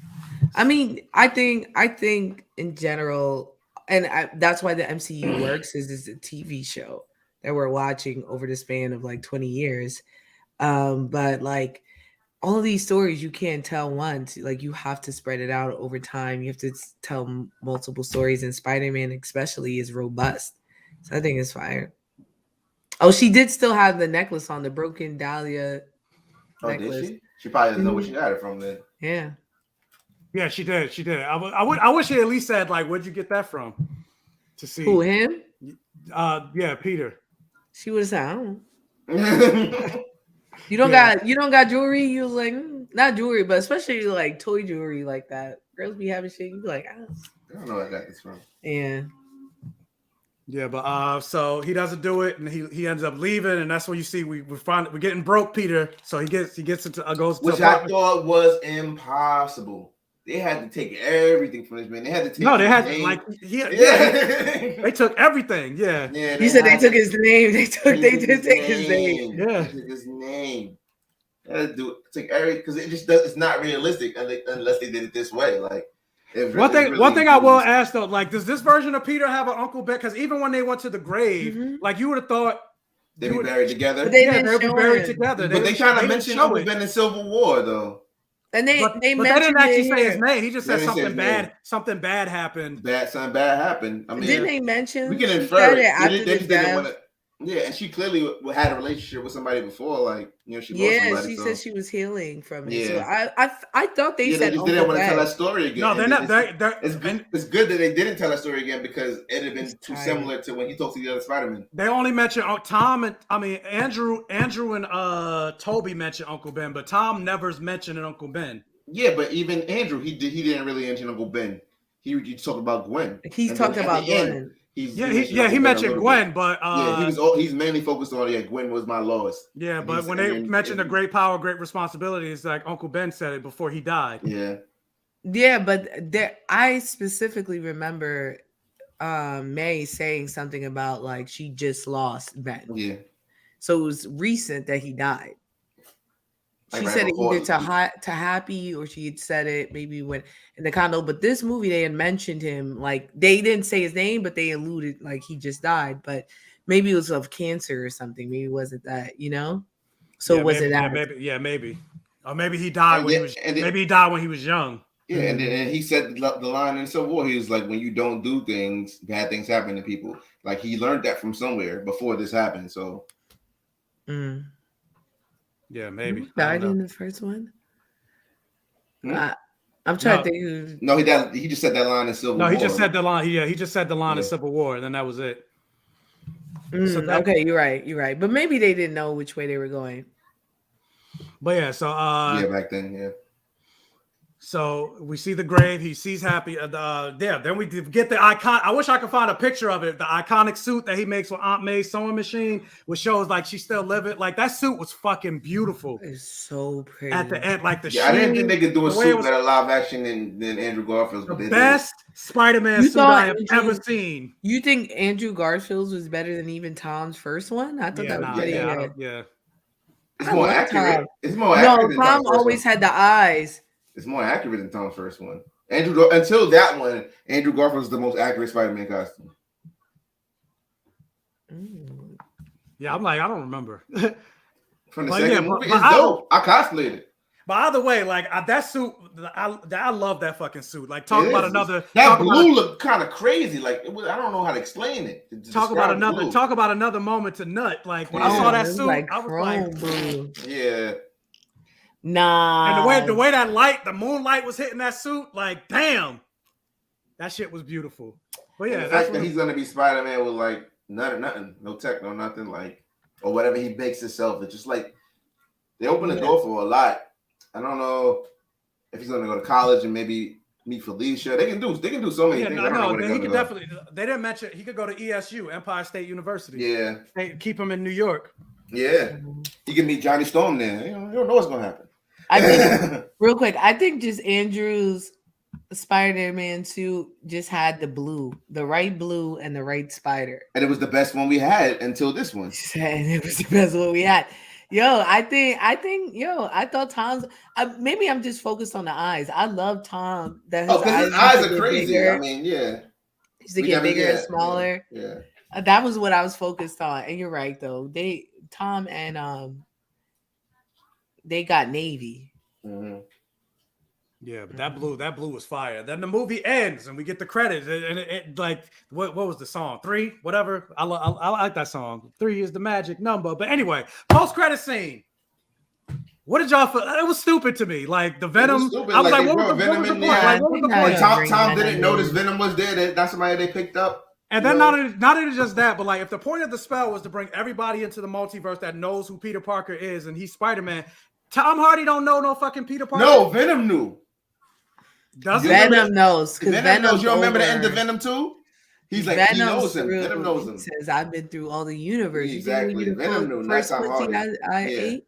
That's what he told him. Okay. All right. So yeah, but that was our whole complaint, me and Ron's. We said, why? What's his connection to Peter Parker? Why is he hyped for him? But it was still like they brought him in. I thought they were going to do something. Like I thought he was going to be like part of the Sinister or something. Like do something with him. I think Spider-Man 5 is going to be crazy. They're finally going to do Venom right in Spider-Man 5. Yeah, it's not going to be. I can see him like it's not going to be Eddie Brock though. No, but it may be Ned. I can see him like because he doesn't have that tech no more, and he remembers what it was like. like nanotech, like him working so hard in Spider-Man 4, like without it, and then in Spider-Man 5 getting the suit, the symbiote suit, and everything being so seamless again, and him wanting that power again. And like I think it may be Ned, y'all. And don't say the comics because how many times have they changed? Yeah, down they did. Tony Stark didn't make Ultron. You know. Yeah, because I was gonna say even in the video, or they could introduce Harry and give it to Harry because they did that in the Spider-Man video game. Yeah, they're giving Harry the symbiote instead of Eddie Brock. But that's what I'm saying. But to introduce Eddie would be weird.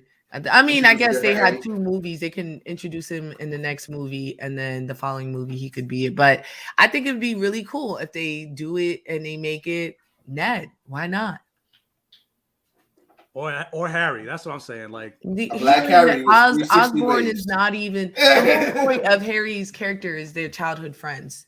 So now that that's gone, I feel like it takes away. He can make a friend in college. Yeah, college friend. Because college friends are not as close. They're over at MIT, and he's not even going to college. He gets his GED. And then doing then he's gonna go to college. Or he's getting his GED so he could work somewhere. So he could become a lab tech. ICDC. He gonna be to ICDC college? Okay. Oh God. You're sitting at home on the couch. Is he rich? Harry Osborn gonna be going to community college? That's what y'all telling me? How you know he going to community college? He could go to ESU, Empire State University. No, he's getting his GED. He has to go to community college and then transfer. True. Yeah, that's true. But they could skip the 2 years. Yeah, look at y'all at it. Or they could just use the childhood friendships they've already developed. They're gonna test him in the school. He's gonna meet the Osborn. They're gonna test him in the school. She said college friends, especially when all your other friends don't remember. No, y'all, you playing me right now. Y'all know it makes more sense for it to be Ned. Marvel don't care. They always do this. They be like, "Oh, but it was never him. It was always these guys." And then Marvel says, "Fuck it, we're gonna make it him," because it makes sense in this story. In this story, his childhood friend is Ned. It makes sense for it to be Ned. If they was really jiggy, they'd make it MJ. Fuck it. They ain't about that life, but that'd be a fire movie. I agree. Peter going to BMCC. That's what the 13th grade. Really, Manhattan BMCC actually got a good nursing program. I'm not gonna hold you. That's the 13th grade in New York. Bronx Community College was the one I was saying. That one is. But how did y'all feel about the final credit scene? We saw the trailer for Doctor Strange and the Multiverse of Madness. It didn't even feel like a trailer. It was like a reel. Yeah, I feel like we just talked about like how Doctor Strange, Frankey was talking like Doctor Strange didn't really care about Westview. He's like, whatever. It's just that in the grand scheme, this little town, whatever she's doing over there, it doesn't affect me. If it branches out, then maybe I'll do something, but it doesn't affect me. I'm just thinking back to WandaVision, how he let her get away with all this. And it shows like she's like one of those criminals that commit a crime, and then the cops hire you to stop you from making other crimes. Yeah. That's how Doctor Strange rolls up on her. Like he also probably I'm not here to arrest you. I'm here to get your help. He also probably I'm not so Supreme Wong should have dealt with that. Like no, but it does affect him. Like the shit she was doing in WandaVision was changing reality. He should have definitely been like, we need to fix this, right? At least Wong should have. But he's sitting there messing up reality himself. Yeah, but that's because he's arrogant. But do y'all think doesn't know what magic is? Do y'all think the other Doctor Strange that we saw, the grayed out, is that the same one from What If? Yeah, or is it somebody else? Yes, it's the one from you think it's What If is canon. What If? Oh yeah, it could be. It is. Yeah. No, I'm not saying that it isn't canon. I'm saying it could be the What If. No, I'm saying it is. How do you know? They said it is. Kevin confirmed. I'm standing my ground, and I'm saying that's what it is. That does not sound right coming from. I'll be right. A first, army guy talking about standing your ground. Oh, come on now. But I'm usually right, and I'm saying that's what it is. So you're never right. You're always wrong. We were just talking about the swordsman. When you were talking about the swordsman, and I said, the swordsmen don't know Hawkeye. ago. I didn't I confirm said they that. don't know it, and you said yes, he do, and No, I you gonna didn't. find No, out I that he didn't. was You a lie. groaning. Run You the told tape me back. that Run the it was tape on back. wax, Run the and I tape said back. Run the false. tape back. I Run said the tape false. back. You a liar, yo. It's not a Once liar. once this You a stream, once this liar. live stream ends, go back and listen to the replay. And No, you be just throwing out stuff, and I'd be like, don't Mm-mm. listen to the comics. The Mhm. comics, they're making their own universe. I say this every episode. I'm right all the time. The only thing I will say that maybe it's not Ned who's Venom. Raheem made a good suggestion. It could be Flash as well. That Flash? yeah, I hate that. I hate him I don't like too. this version of Flash. Yeah, No, I have to don't deal with know, him, but I but can't I deal think with him 'cause as he's being not anti-Venom or attractive. Venom. I think because he's not attractive. hasn't even. Like, he's like a dweeb. He goes to a school for like privileged kids. Nuh-uh. Kids. No. First He of goes all, to a we're all specialized high nerds here. school. We're all nerds here. And not even at Bronx Science, Brooklyn Tech, there was some fine men there. Oh, you talking about just looks, but I'm saying he's not like a big. But there bully was type some. dude. You telling me there's no smooth nerds ever? I'm not Come saying on. smooth. They I'm saying in the he's school not big, of he's strong. arts and sciences. There are a couple of. What about that Asian guy who was in Far From Home? He was suave. He went to the same school. Okay. Yeah, I think part of that. Yeah, I think because like he looks like who are you to bully? Like I don't know. He He was rich. That's where his bully whack. power came Yeah, from. but he was rich, but he was whack. Being rich don't make you even like when he came into at the beginning when he got into MIT, he's like MIT bull. Like I didn't feel nothing against the actor, but I'm just like he wasn't. It was the actor. He was douchey. Yeah, that's the kind of bully. You know what I'm saying? The Flash, the guy who played Bloodborne, he's got was time. fine. He got time to glow up, maybe. But He he already in his 20s. He don't got the motivation. He doesn't seem like that kind It's of not villain. the character's a kid, but the actor, like he's already in his 20s. 800. They had to do something to really make him hate Spider-Man. Like they have to build up between more than one movie. So yeah, I don't really feel. But yeah, I didn't realize the movie was pushed to May though. I thought it was March. But Doctor Strange? Yeah, Doctor Strange. I'm like, dang, everything got pushed back. We're not getting no more MCU till March. I mean, May. We're not getting anything from the MCU till May. Was Doctor Strange Till May? Multiverse of Madness till May. When is What If season 2? Probably August again. Next, because What If season 1 came out in August. Yeah, so we gotta wait. They had half of season 2 already done. Oh well, as far as that episode with Gamora. But no, there's not. But I checked. There's nothing. No, nothing from Disney Plus. Not till. It's all right. It's enough content coming out. Yeah, not till Doctor Strange. So I mean, we got Morbius in January. Who's checking for more? Like, I mean, I'm checking, but I'm only checking to see if it connects to the other stuff. Yeah, because that's the one thing I will say I'm confused about. I thought when this movie ended, they would have merged something because I'm like, how was Michael Keaton in the movie? Because the Vulture doesn't remember who Spider-Man is anymore. So I don't know. Yeah, but it's still Morbius. I guess it's still supposed to be a different universe. Morbius gonna be I can't wait. Oh my god, it's gonna be. Yeah, I'm not looking. I'm not checking for that movie because I didn't see the trailer before Spider-Man No Way Home, and I was watching the trailer. I was like, I cannot. This is awful, and I could tell. Like, if I'm not excited from a trailer, like Morbius, like. But the yeah, same thing is people obsessed. I said the same thing about Venom, so I Do you hated Venom? Yeah, I did. Oh, so I don't know. Maybe I thought it was great, but it made money. Is what I'm saying. It was successful still. Anything with a Marvel standpoint. So did Transformers the last night, and that shit was garbage. Dude. That made over $1 billion. What Marvel movie never did well? It'll do bad for a Marvel movie, but for a movie overall, you mean MCU or like Marvel? Just Marvel. Anything with a Marvel standpoint. I don't think any of them flop. That's what I'm saying. They never flop. Even this past Venom movie, God knows what that was. Did well. They already planned it at 3. It had to be something. Wasn't it recently something flopped? No. They've had bad movies, but they never flop. They'll flop for an MCU movie. Yeah, they flop for an MCU movie, but not.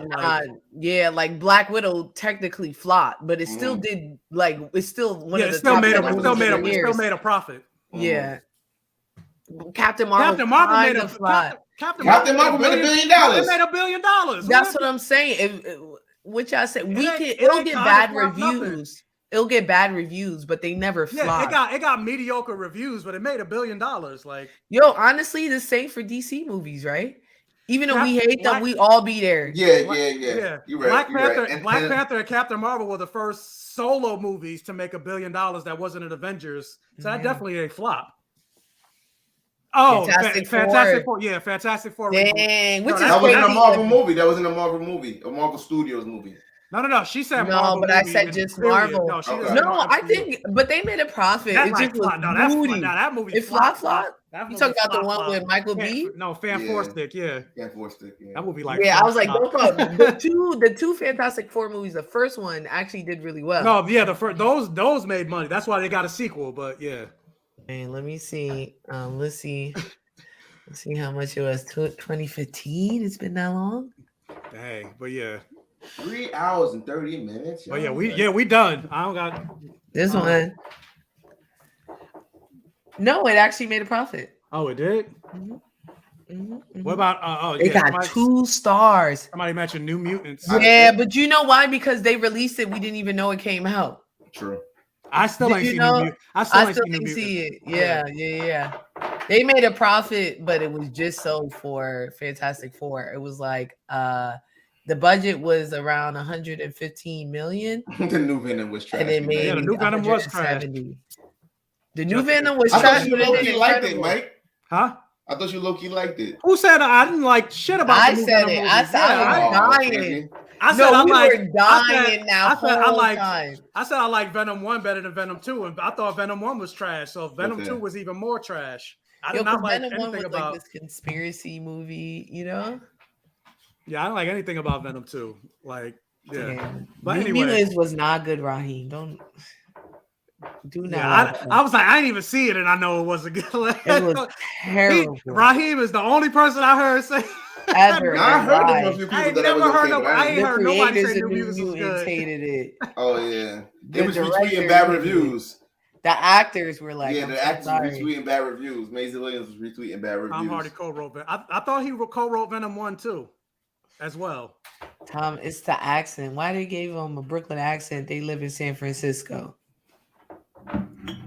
But anyway, we went for 3 hours and 31 minutes. It's basically longer than the Spider-Man movie. Yes, it is. But with that said, we still got 35 people in the stream. I appreciate all of you guys that watched the whole 3 hours or watched halfway through, whatever. I appreciate each and every one of you. If you haven't hit the like button, please do me a favor and hit the like button. If you're watching on a replay and you made it this far, thank you so much. Hit the like button. Thank you to the people that left super chats. Thank you to all the people that were in the comments. Even if you didn't leave a super chat, the fact that y'all were engaging with the conversation and were interested in the conversation, we're here for the whole conversation. I appreciate each and every one of you.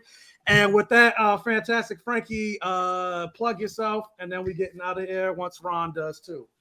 Here, if you want to see some more things about comics, anime, fantasy, sci-fi, pull up Fantastic Frankey, Frankey. I do a lot of reels. I talk a lot of shit. It's a lot of fun. All right. And links for their social medias are all in the description box below. Ron, your turn. Too now.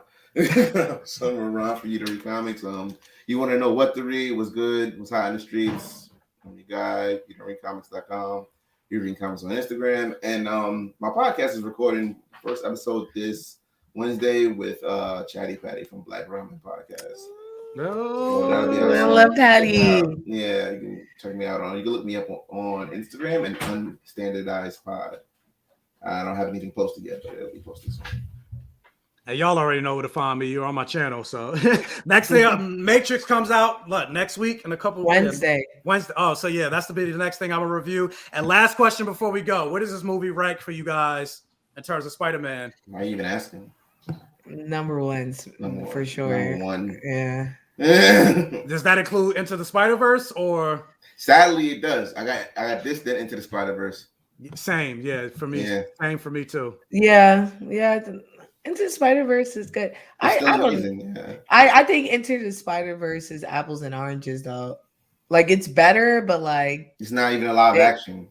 It's not a live action, but it also didn't have there's a lot of things that made this movie incredible that was work from 5 other movies. 5 other Exactly. movies. Sorry, It's not 7 even other fair. movies. It's not even fair. Yeah. It's not fair to compare it to something that And had even 7 it takes movies. them into the Spider-Verse too. If you think about it, because like they saw how successful Into the Spider-Verse was, and it was like, yeah, we can do this. We can pull this off. Yeah. So yeah, I think it's apples and oranges. Yeah, it's definitely my number one. Into Spider-Verse is 2, and I gotta think about the rest. Like, but yeah, I just wanted to know if this was your number one or not. But yeah, with that, we about to get out of here. Thank you guys again for being here, and with that, we are out. Peace.